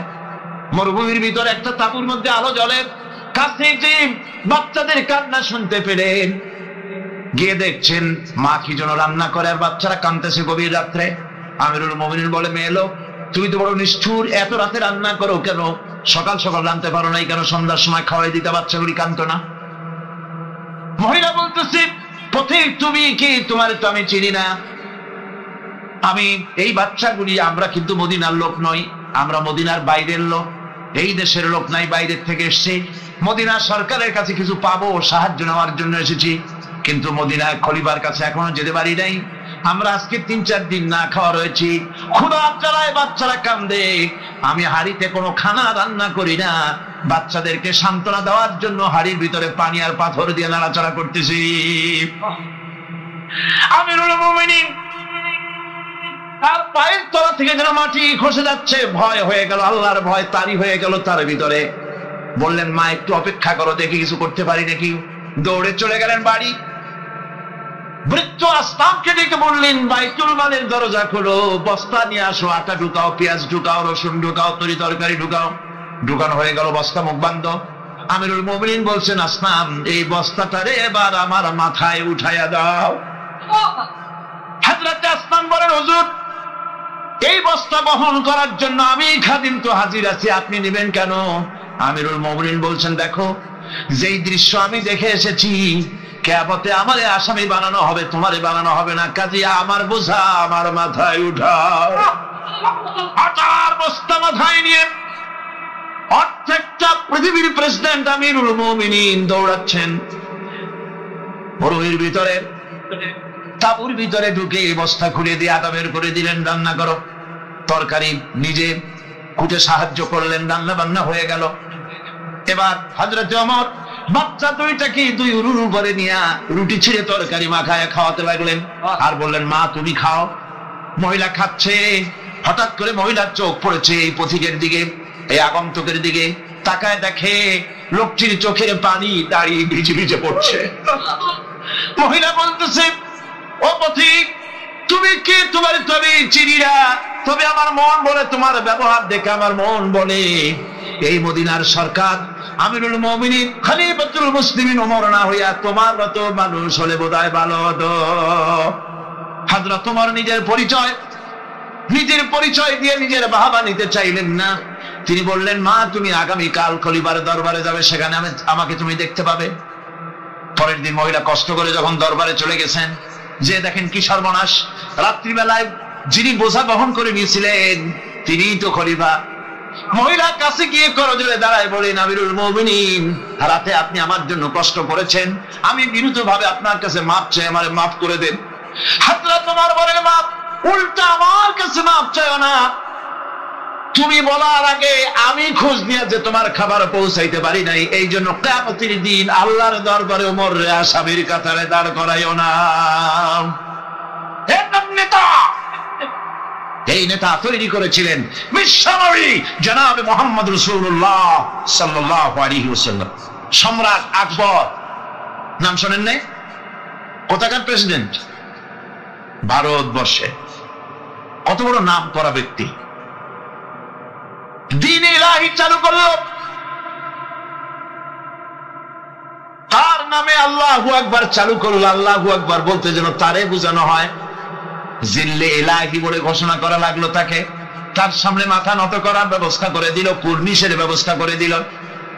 হযরত মুজাদ্দিদ আল বিসানি রাহমাতুল্লাহ আলাইহি এর বিরোধিতা করলেন। বিরোধিতা করার পরে সম্রাট জাহাঙ্গীর তার জেলের মধ্যে ঢুকাই দিল। তাকে যখন দরবারে দাওয়াত দিয়েছিল, একটা গেট বানানো যাতে করে তার মাথা নিচু করে ঢোকা লাগে। আল্লাহর মাহবুব বান্দা মুজাদ্দিদ আল বিসানি রাহমাতুল্লাহ আলাইহি তিনি মনে করলেন এখানে গেটটা নিচু করা হয়েছে যাতে করে আমি মাথা নিচু করে ঢুকি, আর এটাই সে কুর্নিশ হিসেবে ধরে নেবে। তিনি মাথা নিচু করলেন না, মর্দে মুজাহিদ বাদশার দরবারে নিজের বাম পাখানা আগে ঢুকাইয়া দিলেন। এই অপরাধে তাকে কারারুদ্ধ করা হলো। জেলখানার ভিতরে তিনি আছেন। কয়েক মাস পরে জেলার সাহেব চিঠি লিখেছেন বাদশার কাছে, যা বানা জেল তো হয় চোরের জন্য, ডাকাতের জন্য, বদমাশদের জন্য। কারে পাঠাইলেন জেলখানায়? মুজাদ্দিদ আল বিসানি নামক যে ব্যক্তিকে জেলে পাঠিয়েছেন, তিনি আসার পরেই কয়েক মাসে আমার জেলের মধ্যে চোর আর ডাকাত যা ছিল সব আল্লাহর ওলিতে পরিণত হয়ে গেছে। সম্রাট আকবর সেকেন্দ্রায় তার কবর রয়েছে, কেউ জিয়ারত করতে যায় না। মুজাদ্দিদ আল বিসানি রাহমাতুল্লাহ আলাইহি হযরত খাজা মুঈনুদ্দিন চিশতি রাহমাতুল্লাহ আলাইহির দরবারে আজও হাজার হাজার মানুষ কবরের কাছে জিয়ারত করতে যায়। দিনদার ইমানদার সৎকর্মশীল হলে আল্লাহ পাক তার মহব্বত মানুষের দিলের মধ্যে পয়দা করে দেন। আল্লাহ রাব্বুল আলামিন কোরআনে কারীমের মধ্যে বলেছেন, ফামান ইয়াকফুর বিত-তাগুতি ওয়া ইউমিন বিল্লাহি ফাকাদ ইসতামসাকা বিল উরওয়াতিল উসকা লা ইনফিসামা লাহা ওয়াল্লাহু সামিউন আলীম। ফামান ইয়াকফুর বিত-তাগুত ওয়া ইউমিন বিল্লাহ, যারা নাকি তাগুতকে অস্বীকার করেছে এবং আমি আল্লাহর প্রতি যারা ঈমান এনেছে, তারা এমন এক মজবুত, এমন এক অবলম্বন ধারণ করেছে যা কখনো ছিঁড়ে যাবার নয়, যা কখনো তাদেরকে ধ্বংস করবে না, বিচ্ছিন্ন করবে না। আর আল্লাহ হচ্ছেন মুমিনদের পৃষ্ঠপোষক। যারা ঈমান আনে তাদের পৃষ্ঠপোষক হচ্ছেন আল্লাহ পাক, তাদের সাহায্যকারী হচ্ছেন আল্লাহ পাক, তাদেরকে আল্লাহ পাক অন্ধকার থেকে আলোর দিকে নিয়ে আসেন। হযরত আদম আলাইহিস সালাম কোন আর্গুমেন্টের কাছে গেলেন না, কেঁদে কেঁদে অস্থির হয়ে যাচ্ছেন। আল্লাহ রাব্বুল আলামিন যখন প্রশ্ন করবেন, আদম রে আবার হুকুম ভাঙলি কেন, অমান্য করলি কেন, কি জবাব দেব? আর ঠিক সেই মুহূর্তেই রব্বুল আলামিন প্রশ্ন করলেন, আদম রে আমার হুকুম অমান্য করলে কেন? হযরত আদম আলাইহিস সালাম কোন বুদ্ধির আশ্রয় না নিয়া তার জ্ঞান তাকে বলে দিল, আল্লাহ তাকে কালেমা শেখায় দিলেন। উদ্বুদ্ধ হয়ে তিনি আল্লাহ রাব্বুল আলামিনের সামনে মাথা নত করে দিয়ে বললেন, রব্বানা যালামনা আনফুসানা ওয়া ইল্লাম তাগফির লানা ওয়া তারহামনা লানাকুনান্না মিনাল খাসিরিন। রব্বানা যালামনা, হে আল্লাহ আমি আমার নফসের পরে, যালামনা আনফুসানা আমি আমার নফসের পরে জুলম করেছি, অত্যাচার করেছি। ওয়া ইল্লাম তাগফির লানা, তুমি যদি আমাকে ক্ষমা না করো। জ্ঞানগত দেখেন, শুধু ক্ষমা চান নাই, বলেছেন তুমি যদি আমাকে ক্ষমা না করো, ওয়া তারহামনা আর যদি দয়া না করো, লানাকুনান্না মিনাল খাসিরিন আমি ক্ষতিগ্রস্ত হয়ে যাব। কতটা জ্ঞানের অধিকারী তিনি! তিনি এটা বললেন না যে শুধু মাফ করে দাও, শুধু মাফ করলে হবে না, মাফও করা লাগবে, আর আগে যেমন দয়া করতে আসলেও করা লাগবে। সুবহানাল্লাহ। আল্লাহ পাক রাজি হয়ে গেলেন। রাজি হন নাই? আল্লাহ রাব্বুল আলামিন হযরত আদম আলাইহিস সালামকে শুধু ক্ষমা করলেন না, ক্ষমাও করলেন, আর নবীর মর্যাদা দিয়ে আল্লাহ রাব্বুল আলামিন দুনিয়ায় পাঠাইয়া দিলেন। সুতরাং বুদ্ধি দিয়ে কাফেররা বুদ্ধির আশ্রয় গ্রহণ করে সর্বনাশ করেছে, যে পরকাল হইতে পারে না, মরে যাবো আবার উঠবো, আবার এই শরীর কেমনে তৈরি হবে, এইটা তাদের বুদ্ধিতে কুলায় নাই। কিন্তু বুদ্ধি দিয়া চিন্তা করলে বোঝা যাইতো যে হ্যাঁ পরকাল একটা হইতে পারে। আর একটা কথা বলি, সেটা হলো এই, বহুত মানুষ আছে পরকাল বিশ্বাস করে না। আছে না এমন? আছে। এখন আমরা বিশ্বাস করি পরকাল, আমরা কারা কারা বিশ্বাস করি হাত উঁচু করে দেখান তো। আলহামদুলিল্লাহ বলি, বলেন আলহামদুলিল্লাহ। এখন যারা বিশ্বাস করে না তাদেরকে জানাতে চাই, আমরা যারা পরকালে বিশ্বাস করি, তাহলে পরকাল যদি না হয়, কিয়ামত যদি না হয়, বিচার আচার যদি কিছু না হয়, আমরাও বেঁচে গেলাম, আপনারাও বেঁচে গেলেন। কিন্তু সত্যই যদি পরকাল একটা হয়, বিচার যদি হয়, আমরা বেঁচে যাবো, ফেসে যাবা তোমরা। প্রিয় ভাই সব, আল্লাহ রাব্বুল আলামিন সুন্দর করে বুঝাচ্ছেন, দেখো পরকাল কেন হবে, এটা বুদ্ধি দিয়ে চিন্তা করো, জ্ঞান দিয়ে চিন্তা করো। সারা বছর ব্যবসা করার পর হিসাব নিকাশের একটা দিন আসে, আসে না? বলেন আসে কিনা? হিসাব নিকাশের একটা দিন আসে সারা বছর ব্যবসা করার পর, সারা বছর লেখাপড়া করার পর, তারপরে কি বলে পরীক্ষা দেওয়ার একটা দিন আসে, আসে না?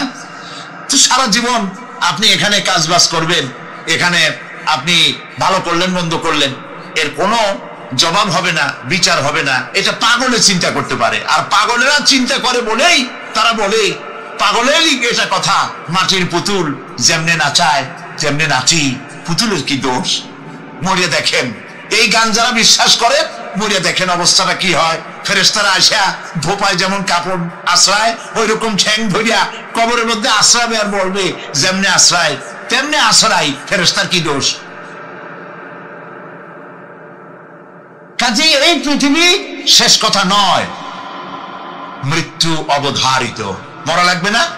এবার দেখেন আল্লাহ কি বলেন, আল্লাযী খালাকাল মাউতা ওয়াল হায়াতা লিয়াবলুয়াকুম আইয়ুকুম আহসানু আমালা।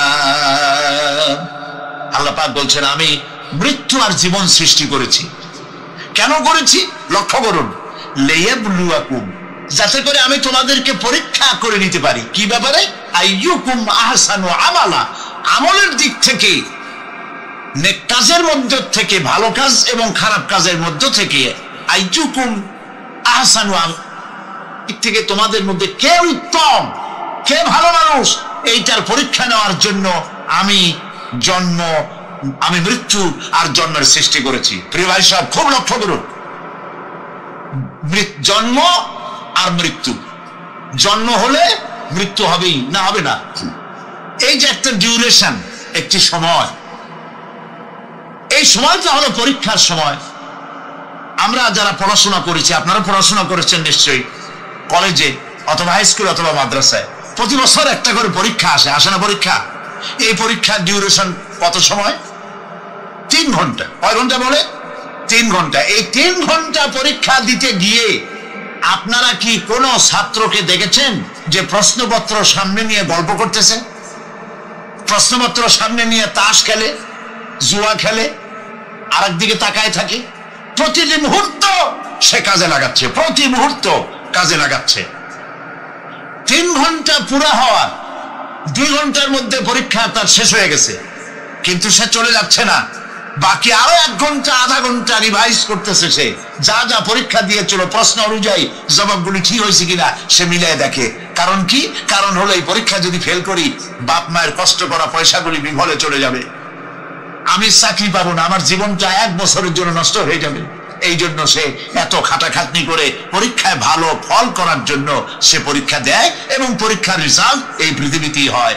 ঠিক কিনা বলেন? খাতা দেখতে যতদিন লাগে তারপরে পরীক্ষা হয়। খুব লক্ষ্য করুন, আমাদেরও একটা পরীক্ষা চলতেছে এই পৃথিবীতে, সকলে। ওটা শিক্ষাঙ্গনের পরীক্ষা, এটা জীবনের পরীক্ষা। এই যে ওর পরীক্ষার ডিউরেশন, সময়কাল 3 ঘন্টা, আর আমাদের পরীক্ষার, সমস্ত মানুষের পরীক্ষার সময়কাল হলো জন্ম থেকে শুরু করে মৃত্যু পর্যন্ত। এর মধ্যে বালেগ হওয়া পর্যন্ত সময়টা কনসিডারেবল, ক্ষমার যোগ্য। 15 বছর 12 বছর বালেগ হইতে যে কয় বছর লাগছে, এইটা যা করছেন যা বলছেন সব না। কিন্তু বালেগ হওয়ার পরের থেকে নিয়ে মৃত্যু পর্যন্ত যা যা করবেন সমস্ত কাজের হিসাব আল্লাহর কাছে দিতে হবে। একটা প্রশ্ন করি আপনাদের কাছে, রাগ করবেন না তো? বলবেন যে কথা বলতে তো আপনি আসছেন, আমাদের দিয়ে খাটান কেন? এরকম চিন্তা করবেন না তো? প্রশ্নটা হচ্ছে, বলেন তো দেখি, পৃথিবীর মধ্যে সবচাইতে মূল্যবান জিনিস, দামি জিনিস কোনটা? ইখতিলাফ হয়ে গিয়েছে, ইখতিলাফ হয়েছে। কেউ বলেছে যৌবন, কেউ বলেছে কোরআন, কেউ বলেছে ইসলাম। আর যারা বেশি বুদ্ধি রাখে তারা খামোশ, তারা কথা বলে নেয়। কোনটা কইয়া কোন জ্বালা চুপ করে থাকেই ভালো। সব থেকে মূল্যবান জিনিসের নাম সময়। সব থেকে মূল্যবান জিনিসের নাম কি? এবার বলেন, এই পৃথিবীর মানুষ সব থেকে অপচয় করে কোন জিনিসে? সময়। সময়ের অপচয় আমরা যা করি। বাড়িতে আজকে রাত্রে ক্যালকুলেটর, কম্পিউটার, ক্যালকুলেটর না থাকে যদি কাগজ কলম হাতে নেন। জীবনের 15 বছর বাদ দেন, এখন আপনার বয়স এখন যা, এই বয়সে প্রতিদিন ওই যৌবন প্রাপ্তির পর থেকে নিয়ে এই পর্যন্ত প্রতিদিন টেলিভিশনের সামনে নাটক দেখার জন্য, সিনেমা দেখার জন্য, ন্যাশনাল জিওগ্রাফি দেখার জন্য, ডিসকভারি দেখার জন্য, স্পোর্টস দেখার জন্য প্রতিদিন কয় ঘন্টা টিভির সামনে আপনি বসে।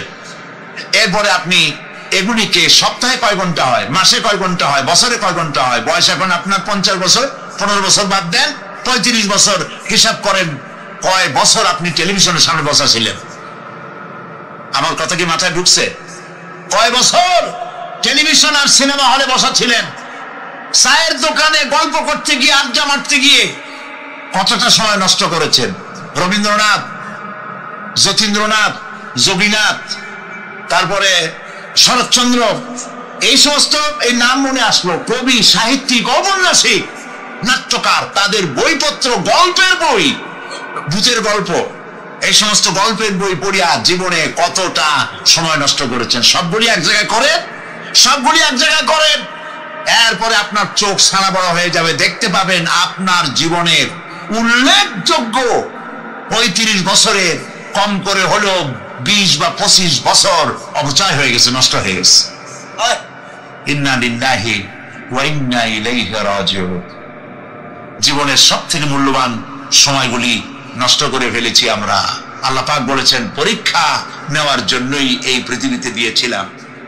এখন ওর পরীক্ষার, ছাত্রের পরীক্ষার সময় 3 ঘন্টা, রেজাল্ট আউট হবে এখন। আর আপনার আমার পরীক্ষা মৃত্যুতে, জন্ম থেকে শুরু মৃত্যু পর্যন্ত, কিন্তু রেজাল্ট এখানে আউট হবে না। রেজাল্ট আউট হবে কোথায়? কিয়ামতের দিন। কোথায় হবে? হতেই হবে কিয়ামতের দিন।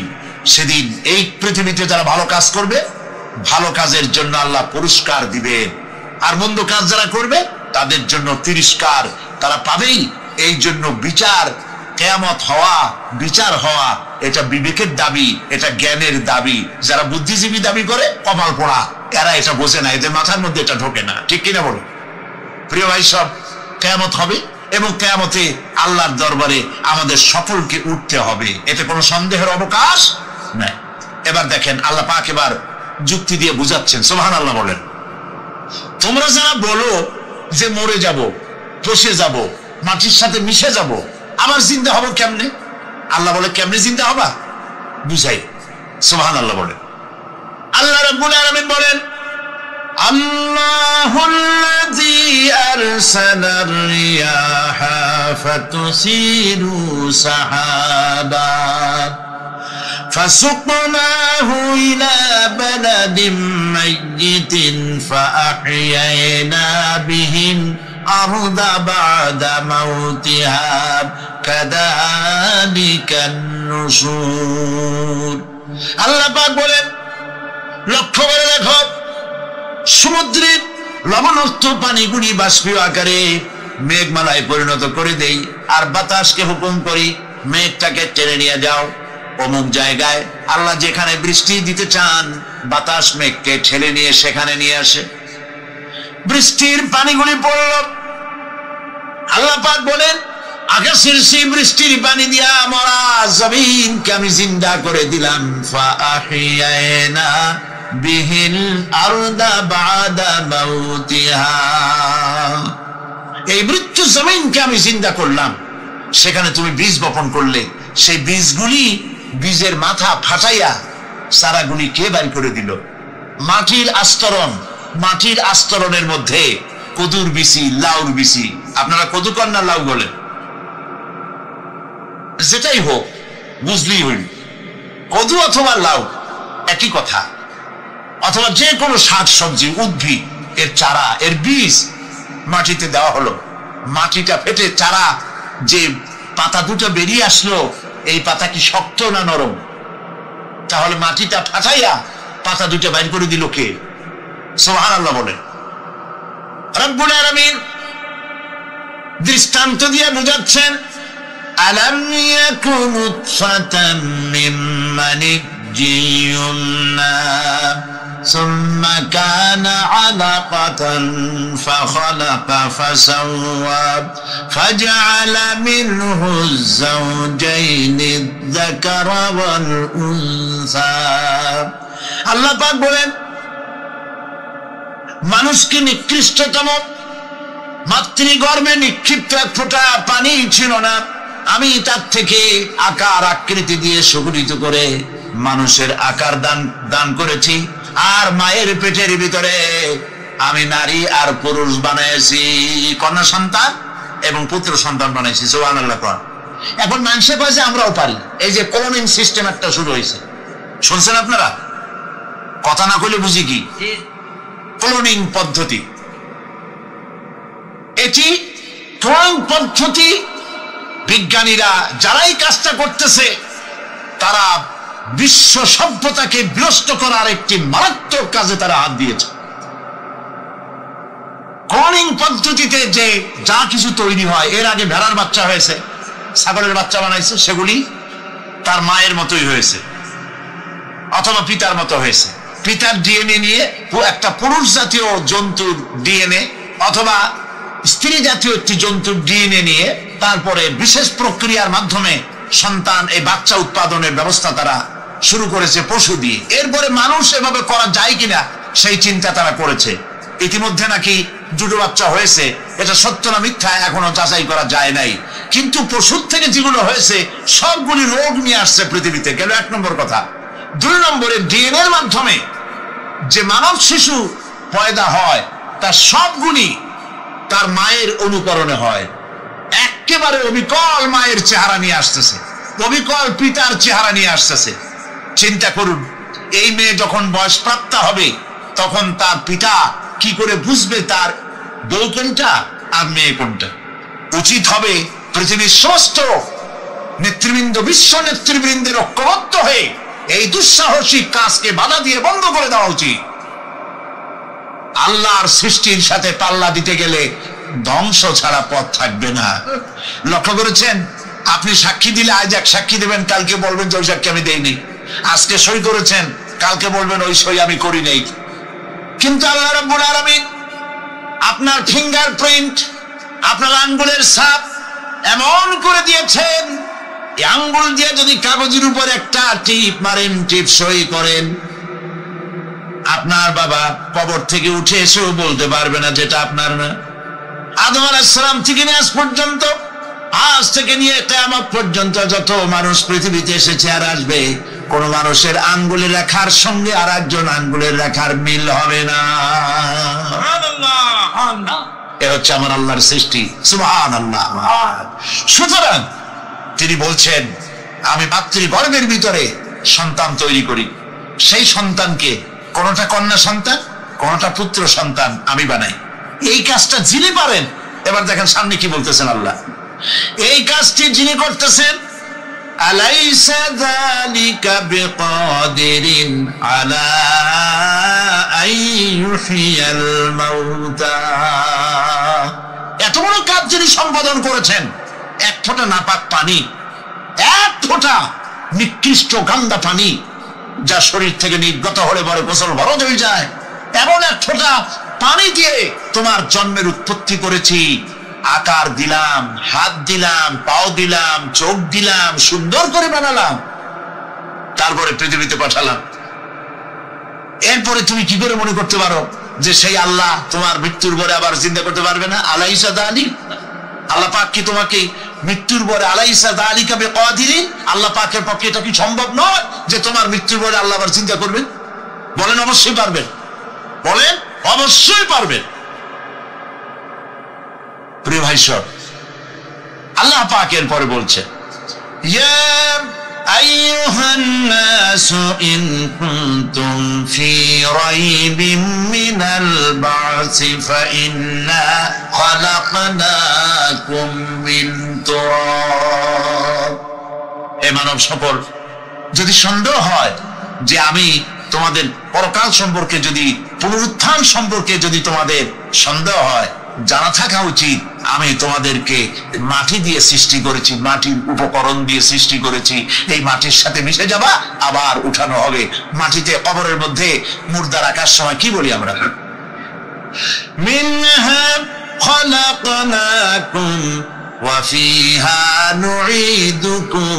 পড়েন সবাই, মিনহা خلقناكم وفيها نعيدكم ومنها نخرجكم تارة أخرى। মাতৃগর্ভের ভিতরে মানুষকে আল্লাহ রাব্বুল আলামিন হাত পা চক্ষু কর্ণ নাসিকা দিয়ে সুন্দর করে মায়ের পেটের ভিতরে বানায়া এই পৃথিবীতে আল্লাহ পাক পাঠায় দেন। আর আল্লাহ পাক বলেন, সুম্মা নুখরিজুকুম তিফলা, বাচ্চার আকারে মায়ের পেট থেকে বের করে দিলাম। যে আল্লাহ রাব্বুল আলামিন এইভাবে করে তোমাদেরকে সৃষ্টি করেন। যালিকা বিআন্নাল্লাহা হুয়াল হক, জেনে রাখো এসব কিছু এই জন্যই ঘটে যেহেতু আল্লাহ রাব্বুল আলামিন আল্লাহ তাআলা মহাসত্য, তিনি যা বলেন তাও সত্য, তার কথার মধ্যে কোনো রকমের বৈপরীত্য নাই, কোন কথার ভিতরে কোন রকমের বৈপরীত্য নাই। আল্লাহ রাব্বুল আলামিন বলেছেন ইযাস সামাউ ফাতারাত, আকাশ সমূহ যখন বিদীর্ণ হয়ে যাবে, ওয়া ইযাল কাওয়াকিবু তাসারাত, আর যখন তারকা সমূহ বিক্ষিপ্ত হয়ে পড়বে, ওয়া ইযাল কুবুর বুসিরাত, আর যখন কবরের ভিতরে যা কিছু আছে সব উদ্গীরণ করে দেওয়া হবে। সমস্ত কথাগুলি ডাইরেক্ট। যালিকা বিআন্নাল্লাহা হুয়াল হক, যেহেতু আল্লাহ মহাসত্য। ওয়া মান আসতাকু মিনাল্লাহি কিলা, আর আল্লাহর চাইতে সত্যবাদী আর কে আছে? বলেন আছে কেউ? সে আল্লাহ রাব্বুল আলামিন বলেন এত কিছু কাজ, এত সুন্দর ব্যবস্থাপনা করে যিনি করেন, ওয়া আন্নাহু ইউহয়িল মাউতা ওয়া আন্নাহু আলা কুল্লি শাইইন কাদির, সে আল্লাহ রাব্বুল আলামিন তোমাদেরকে তোমাদের মৃত্যুর পরে আবার জিন্দা করবেন, এতে সন্দেহ করার কোনো কারণ নাই। وَأَنَّ السَّاعَةَ آتِيَةٌ لَا رَيْبَ فِيهَا وَأَنَّ اللَّهَ يُبْعَثُ مَنْ فِي الْقُبُورِ, আল্লাহ পাক বলছেন অবশ্যই কিয়ামত আসবে, তাকে কেউ বিন্দুমাত্র এতে কোনো সন্দেহ নাই। আর وَأَنَّ اللَّهَ يُبْعَثُ مَنْ فِي الْقُبُورِ, আর আল্লাহ পাক অবশ্যই কবরে যা কিছু আছে সব বের করে নিয়ে আসবেন। কান্নাহুম জারাদুম মুনতাশির, যেমন আপনারা দেখছেন কিনা এই যে যখন বন্যা বলে, পানি টানি যখন ওঠে, বন্যা নাকি বলে, তুফান, বন্যা ইত্যাদি যখন হওয়ার সম্ভাবনা হয়, তখন মাটি থেকে, গ্রাম্য পরিবেশে দেখা যায় মাটি থেকে পোকামাকড় গুলি এভাবে উঠতে থাকে। দেখছেন না? আপনারা দেখছেন কিনা? পাখাওয়ালা পিঁপড়া গুলি এভাবে সব উঠতে থাকে। কান্নাহুম জারাদুম মুনতাশির, এইভাবে করে পোকামাকড় পতঙ্গগুলি যেভাবে মাটি থেকে উদ্গত হতে থাকে, সমস্ত খবরগুলি থেকে মানুষগুলি এভাবে উদ্গত হয়ে যাবে। তবে হ্যাঁ, আপনারা একটা প্রশ্ন করতে পারেন যে কবর দিয়ে সব উঠবে, কিন্তু যে মানুষের বাগে খাইছে তার কি হবে? যে মানুষের আগুনে পড়ে গেছে তার কি হবে? যে নদীর মধ্যে ডুবে গেছে তার কি হবে? যে কুমিরের পেটে চলে গেছে তার কি হবে? এরকম একটা প্রশ্ন আপনারা করতে পারেন। কবর কাকে বলে সেটা আমাদের জানতে হবে। কবর শুধু মাটির গর্তটাকেই কবর বলা হয় না, এটি আলমে বারজাখ, এটি পর্দা, এটা জবনিকা। মৃত্যুর পরের জীবনটাই হলো আলমে আখিরাত পর্যন্ত যাইতে যে জীবনটা লাগে, যে একটি সময় আছে, এই সময়টার নামটাই হলো কবর। সেটা গর্তের মধ্যে হইতে পারে, মাটির মধ্যে, সেটা বাঘের পেটে হতে পারে, সেটা কুমিরের পেটে হতে পারে, সেটা পানিতে পচে যেতে পারে, এটা কোনো বিষয় না। আল্লাহ পাক উঠাতে চাইবেন এবং সমস্ত কিছুকে কিয়ামতের দিন আল্লাহ রাব্বুল আলামিন তার দরবারে হাজির করবে। তাহলে আমরা বুঝতে পারলাম যে কিয়ামত যে হবে এই ব্যাপারে কোনো সন্দেহের অবকাশ না। এখন ওই কিয়ামতের দিন আল্লাহ রাব্বুল আলামিন আমাদের বিচার নেবেন, হিসাব করবেন। দুনিয়ায় যে পরীক্ষা দিয়েছিলাম, এই পরীক্ষায় যদি কেউ একবার ফেল করে, আর একবার পরীক্ষা দিয়ে পাস করার সুযোগ আছে, আরো একবার যদি ফেল করে আবার পরীক্ষা দিয়ে পাস করার সুযোগ আছে। 10 বার পরীক্ষা দিবেন, 10 বার ফেল করবেন, 100 বার পরীক্ষা দিবেন, 100 বার ফেল করবেন, তারপরেও আবার পরীক্ষা দেওয়ার সুযোগ আছে। কিন্তু কিয়ামতের ময়দানে যদি কোনো মানুষ তার জীবনের পরীক্ষায় যদি ফেল করে, দ্বিতীয়বার পরীক্ষা দিয়া পাস করার আর কোনো সুযোগ নাই। এই পৃথিবীতে জজ কোর্টে কেউ হেরে গেল, হাইকোর্টে আপিল করার সুযোগ আছে। হাইকোর্টে যদি হেরে যায়, সুপ্রিম কোর্টে কেস করে জেতার সুযোগ আছে, আপিল করার সুযোগ আছে। সুপ্রিম কোর্টেও হেরে গেল, প্রেসিডেন্টের কাছে জীবন ভিক্ষা চাওয়া যাইতে পারে। কিন্তু কিয়ামতে আখিরাতে আদালতে ওই জায়গায় মানুষ যদি একবার তার জীবনের মামলায় হেরে যায়, দ্বিতীয়বার আপিল করার আর কোনো জায়গা নাই। কঠিন জায়গা, সেই জায়গা হবে এবং সেখানে সবাইকে উঠতেই হবে। সুতরাং এই যে প্রশ্ন করা হয় যে এই কিয়ামত কবে হবে, এটা বিশ্বাস করি না, হ্যান ত্যান ইত্যাদি, মরলে আবার জিন্দা করবে কে, এইসব প্রশ্নের কোনো দাম নাই। আল্লাহ পাক এই ব্যাপারে আরেকটি কথা বলছেন, ইয়াসআলুনাকা কাআন্নাকা হাফিজুন আনহা কুল ইন্নামা ইলমুহা ইনদাল্লাহ ওয়ালাকিন্না আকসারান নাসি লা ইয়ালামুন। হে নবী, এরা আপনার কাছে এই প্রশ্নটা করে এইভাবে যে কিয়ামত কবে আসবে, মনে হয় যেন আপনি এটা জানেন। এই ইলম কিয়ামত কবে হবে মনে হয় যেন আপনি এটা জানেন, সেই জন্য তারা এই প্রশ্নটা করছে। আসলে কুল ইন্নামা ইলমুহা ইনদাল্লাহ, কিয়ামত কবে হবে এটা কে জানেন? ওয়ালাকিন্না আকসারান নাস লা ইয়ালামুন, অবশ্যই অধিকাংশ মানুষেরা এটা জানে না। কিয়ামত কবে হবে এটা একমাত্র আল্লাহ পাক জানেন।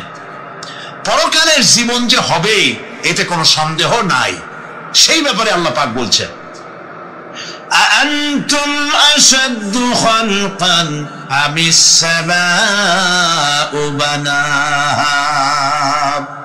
তোমরা যে পুনরুত্থান সম্পর্কে অস্বীকার করো, এবার চিন্তা করো, তোমারে বানানো কঠিন না ওই মহা আকাশটা বানানো কঠিন? কোনটা কঠিন বলেন না আপনারা, কোনটা কঠিন? আপনারা একটু তাকায় দেখেন তো, এই যে বিশাল প্যান্ডেল, এই প্যান্ডেলে খুঁটি আছে না নাই? আছে কিনা? কতগুলো খুঁটি গুনতে আপনার আধা ঘন্টা কানে সময় লাগবে, ঠিক না? এই একটা প্যান্ডেল বানাতে যদি এতগুলি খুঁটি লাগে, তাহলে বিশাল আকাশে যদি এইরকম খুঁটি লাগতো আকাশটারে ঝুলাই রাখার জন্য, তাহলে চিন্তা করেন তো, খুঁটির জ্বালায় গাড়ি জারি চালান যাইতো? আছে কোনো খুঁটি? জোরে বলেন, আছে? নাই। ওই আকাশটাকে আল্লাহ পাক বলছেন, আনতুম আশাদ্দু খালকান আমিস সামাউ বানাহা। তোমারে বানানো কঠিন না ওই বিশাল আকাশ বানানো কঠিন? কোনটা কঠিন ছিল? তো ওই আকাশটা বানানোই তো আল্লাহ পাকের কাছে সহজ হয়ে গেছে। তাহলে তোমারে একবার বানাইয়া যে একবার বানাতে পেরেছেন তিনি আবার জিন্দা করতে পারবেন না, এই চিন্তা কেন করো? আল্লাহ রাব্বুল আলামিন কোরআনে কারীমের ভিতরে পরিষ্কার করে বলেছেন, ওরা বলে, কাফের বেঈমানেরা বলে, ক্বালা মাইয়ুহয়িল ইযামা ওয়া হিয়া রামীম। আমাদের হাড় গোড় যখন পচে যাবে, গলে যাবে, কে আমাদের জিন্দা করবে? জবাবে আল্লাহ পাক বলেন, হে নবী আপনি বলুন, কুল ইউহয়িয়াল্লাযী আনশাহা আউওয়ালা মাররা। আপনি বলে দিন যে আল্লাহ রাব্বুল আলামিন একবার তোমাকে সৃষ্টি করেছেন, প্রথমবার যিনি সৃষ্টি করেছেন, দ্বিতীয়বার মৃত্যুর পরে আবার তিনি জিন্দা করবেন। কেন বিশ্বাস করেন? সুতরাং এই যে আল্লাহ পাক মানুষকে জীবন দিয়েছেন, এই জীবনের পরে মৃত্যু, মৃত্যুর পরে আবার আমাদের সকলকে উঠতে হবে এবং আল্লাহ পাকের দরবারে আমাদেরকে উপস্থিত হতে হবে। এই কথাগুলি যারা অস্বীকার করে, পরকাল যারা মানে না, তাদের সম্পর্কে আল্লাহ পাক বলছেন, والذين كذبوا بآياتنا ولقاء الآخرة حبطت أعمالهم। আল্লাহ পাক বলেন, যারা পরকালকে অস্বীকার করেছে, আখিরাত যারা মানে না, তাদের জিন্দেগীর সকল আমলগুলিকে আল্লাহ পাক বরবাদ করে দিবেন। পরকালের বিশ্বাসের উপরে ভিত্তি করেই মানুষের চরিত্র ভালো হইতে বলেন পারে। একটা দৃষ্টান্ত দেই, একটা দৃষ্টান্ত।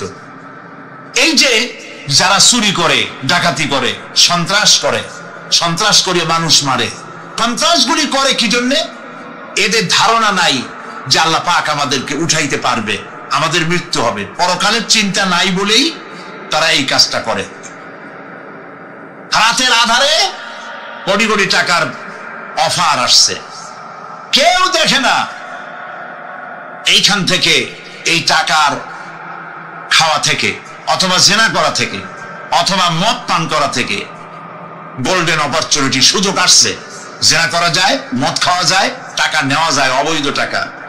এই অপরাধ থেকে বাঁচাতে পারে একমাত্র পরকালের জবাবদিহিতা, আখিরাতের ভয়। আল্লাহর কাছে আমাকে জবাবদিহি করতে হবে, এই ভয় ছাড়া আর কোনো কিছুই মানুষের এই বিপদ থেকে মানুষের চরিত্র ভালো বানাইতে পারে না। মানুষের চরিত্র ভালো বানাবার জন্য এটাই হচ্ছে একমাত্র পথ। সেই জন্য আল্লাহ পাক আখিরাতের জীবন রেখেছেন, উঠতে সেখানে হবেই। এই পৃথিবীতে একবার যখন আসছি, আমাদেরকে জিন্দা আল্লাহ করবেন এবং সমস্ত কথাগুলির জবাব আল্লাহর কাছে দিতে হবে। আল্লাহ রাব্বুল আলামিন বলেন, ওয়াত্তুর ওয়া কিতাবিম মাসতুর ফি রাক্কিম মানশুর ওয়াল বাইতিল মা'মুর ওয়াস সাকফিল মারফুর ওয়াল বাহরিল মাসজুর ইন্না আযাবা রাব্বিকা লাওয়াকি' মা লাহু মিন দাফি'। সূরা তুর। আল্লাহ পাক বলছেন, তুর পাহাড়ের শপথ, তুর পাহাড়ের শপথ, সেই প্রকাশ্য পবিত্র গ্রন্থের শপথ যা লিপিবদ্ধ রয়েছে মসৃণ ঝিল্লিতে, চর্ম ঝিল্লিতে লিপিবদ্ধ রয়েছে। আরো শপথ বাইতুল মামুরের, আরো শপথ সুউচ্চ আকাশে, আরো শপথ উচ্ছ্বাসিত তরঙ্গায়িত সমুদ্রে।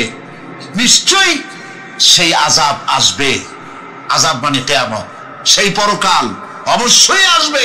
মা লাহু মিন দাফি'। এই শাস্তি থেকে, এই কিয়ামত আসা থেকে, এই কিয়ামত সংগঠিত হওয়া থেকে রোধ করার মতো ক্ষমতা কারো নাই। সুবহানাল্লাহ। এখন আল্লাহ পাক তুর পাহাড়ের কসম করছেন। তুর পর্বত হচ্ছে সেই পর্বতের কথাই ধরা যাক, যেখানে একটি ঐতিহাসিক পর্বত, হযরত মুসা আলাইহিস সালামকে আল্লাহ রাব্বুল আলামিন যেখানে নবুয়তের শিরস্থান পরিয়ে দিয়েছিলেন, তুর পাহাড়ের ভিতরে। অতুর সিনি, তুর পাহাড়ের কসম আল্লাহ পাক বলছেন। এবং খোদায়ের আল্লাহ রাব্বুল আলামিনের সঙ্গে বিরোধিতা করার কারণে ফেরাউনকে এই তুর পাহাড়ের কাছে লোহিত সাগরের মধ্যে, দরিয়ায় নীলের মধ্যে আল্লাহ পাক ডুবিয়ে মেরেছিলেন এবং নির্যাতিত বনি ইসরাইলকে শাস্তি দেওয়ার চূড়ান্ত সিদ্ধান্ত এই তুর পাহাড়েই আল্লাহ পাক দিয়েছিলেন। আল্লাহ বলছেন, আমি সেই তুর পাহাড়ের কসম করি, ওয়া কিতাবিম মাসতুর, এবং পবিত্র গ্রন্থের শপথ, যেই গ্রন্থগুলি নাজিল হয়েছে নবীদের উপরে, ইনজিল, তাওরাত, জাবুর, কোরআন, এই কিতাবগুলির কসম করি। সুবহানাল্লাহ। কোরআনের কসম করি, আল্লাহ পাক বলছেন, এই কিতাবগুলির কসম করছি। তুর পাহাড়ের কসম করছি, কিতাবগুলির কসম করছি। ওয়াল বাইতুল মামুর, আর বাইতুল মামুরের কসম করছি। সেটা কি? আকাশে, প্রত্যেকটি আকাশে একটি করে বাইতুল মামুর আছে। ওই আকাশের ফেরেশতারা এই বাইতুল মামুরকে কেন্দ্র করে আল্লাহ রাব্বুল আলামিনকে সিজদা দেয়। আল্লাহ পাক হযরত আদম আলাইহিস সালামকে বলেছিলেন, একটি ঘর বানাও, বাইতুল মামুরের নিচে বানাও। তিনি বললেন, আমি তো জানি না বাইতুল মামুর কোথায়। হযরত জিবরাইলকে পাঠানো হলো, বাইতুল মামুর আকাশের যেখানে আছে ঠিক সেই সোজা বর্তমানে মক্কা শরীফে যে কাবা শরীফ যা আছে, অবিকল আল্লাহ পাকের আকাশে বাইতুল মামুর যেখানে, তার সরাসরি নিচেই কাবা শরীফ স্থাপিত হয়েছে। আল্লাহ রাব্বুল আলামিন বলছেন, আমি এই বাইতুল মামুরের কসম করছি। এরপরে আল্লাহ পাক বলছেন যে ফেরেশতারা যে বাইতুল মামুরকে তাওয়াফ করে এবং আল্লাহ পাকের ইবাদত করে, সেই বাইতুল মামুরের কসম। ওয়াস-সাকফিল মারফু, সুউচ্চ আকাশের কসম। এই আকাশ আল্লাহ পাক সৃষ্টি করেছেন বিগাইরি আমাদিন, কোন রকমের কোন খুঁটি ছাড়াই। সুবহানাল্লাহ বলি আমরা। এই বিশাল আকাশ সম্পর্কে ওই যে বুদ্ধিজীবী যারা, কোরআনের জ্ঞান যাদের কাছে নাই, তারা বলে যে আকাশ বলতে কিছু নাই, ওইটা একটা নীলা নীলা বহুত দূর, সেই জন্য নীলা নীলা দেখা যায়। এই পৃথিবী সম্পর্কেও তাদের ধারণা এই পৃথিবীও কিছু না, এটা হলো ওই যে কি বলে সূর্যের কাছের থেকে একটা উজ্জ্বল জ্যোতিষ্ক খুব ফোর্সে যাচ্ছিল, এই ফোর্স সহ্য করতে না পেরে সূর্যের একটি অংশ মহাশূন্যের উপরে ছিটকে পড়ল, ঘুরতে ঘুরতে পৃথিবীর আকার ধারণ করেছে। এই হলো ওদের ধারণা। অ্যাক্সিডেন্টের মাধ্যমে নাকি এই পৃথিবী হয়েছে। মূল কথা হলো এইভাবে করে যদি কোন একটা গ্রহ উজ্জ্বল জ্যোতিষ্ক যাওয়ার কারণে পৃথিবী হয়ে থাকে, তাহলে এখন তো পৃথিবীতে মানুষ ধরতেছে না, মানুষ তো অনেক বেশি বেড়ে গেছে, তাহলে আর একটা জ্যোতিষ্ক দয়া করে সূর্যের পাশ দিয়া যাইয়া আর একটা খণ্ড ফালাই দিয়া আর একটা পৃথিবী বানায় না কেন? প্রিয় ভাই সব, আল্লাহ পাক বলছেন ওয়াসাকফিল মারফু, আমি এই বিশাল আকাশের কসম করি। সুবহানাল্লাহ। এরপরে ওয়াল বাহরিল মাসজুর, পৃথিবীতে প্রবাহিত উচ্ছ্বসিত তরঙ্গায়িত সমুদ্র রাজির কসম করি। সুবহানাল্লাহ। আচ্ছা বলেন তো এই পৃথিবী এর নিচে কি? এই পৃথিবীর নিচে কি? এই পৃথিবী মহাশূন্যের উপরে ঘুরছে। লক্ষ্য করেন আল্লাহর কত বড় শক্তি। আটলান্টিক মহাসাগর কোথায়? বলতে পারলেন না? এই পৃথিবীতে। আটলান্টিক মহাসাগর কোথায়? এই পৃথিবীতে। আটলান্টিক মহাসাগর, প্রশান্ত মহাসাগর, ভূমধ্য সাগর, যত সাগর আর মহাসাগর সব এই পৃথিবীতে। এই পৃথিবী অসংখ্য পাহাড়, অসংখ্য সমুদ্র আর অসংখ্য মানবরাজি নিয়ে লাটিমের মতো ঘুরতেছে। সুবহানাল্লাহ। মহাশূন্যের উপর, মহাশূন্যের উপরে লাটিম যেমন ঘোরে পৃথিবী তেমন ঘোরে, অথচ মানুষগুলো ছিটকে পড়ে যায় না, পানিগুলি উড়ে কোথাও পড়ে যায় না। সুবহানাল্লাহ বলতে ইচ্ছে করে না। আল্লাহ রাব্বুল আলামিন সূরা ইয়াসিনের মধ্যে বলেছেন লাশ-শামসু ইয়ানবাগি লাহা আন তুদরিকাল কমারা ওয়ালাল লাইলু সাবিকুন নাহার ওয়া কুল্লুন ফি ফালাকিন ইয়াসবাহুন। সূর্য চন্দ্রের অধিকার নষ্ট করতে পারে না। রাত দুপুরের সময় সূর্য উঠবে না, দিনের দুপুর বেলায় চন্দ্র উদিত হয়ে সূর্যের আলোকে নিষ্পাপ করতে পারে না। চন্দ্র সূর্যের আগে যেতে পারে না, সূর্য চন্দ্রের আগে যেতে পারে না, কারো গায়ে কারো ধাক্কা লাগে না। অসংখ্য তারকারাজি উড়ে বেড়াতেছে, কারো সাথে কারো কোনো ধাক্কা নাই, কোনো সংঘর্ষ নাই। মহাশূন্যের উপরে সূর্য চন্দ্র যেমন ঘোরে, ওয়া কুল্লুন ফি ফালাকি ইয়াসবাহুন, চাঁদ আর সূর্য যেমন ঘোরে, মহাশূন্যে যা আছে তাও ঘোরে। এই পৃথিবীটা মহাশূন্যের উপরে, গোটা পৃথিবী সমস্ত সমুদ্র আর মহাসমুদ্র নিয়ে সব ঘুরতেছে। সুবহানাল্লাহ। ওয়াল বাহরিল মাসজুর, তরঙ্গায়িত উচ্ছ্বসিত সমুদ্র রাজির কসম করি। সমুদ্র সন্দ্বীপ যাওয়ার সময় কেমন অবস্থা হয় যদি তুফানে পড়েন?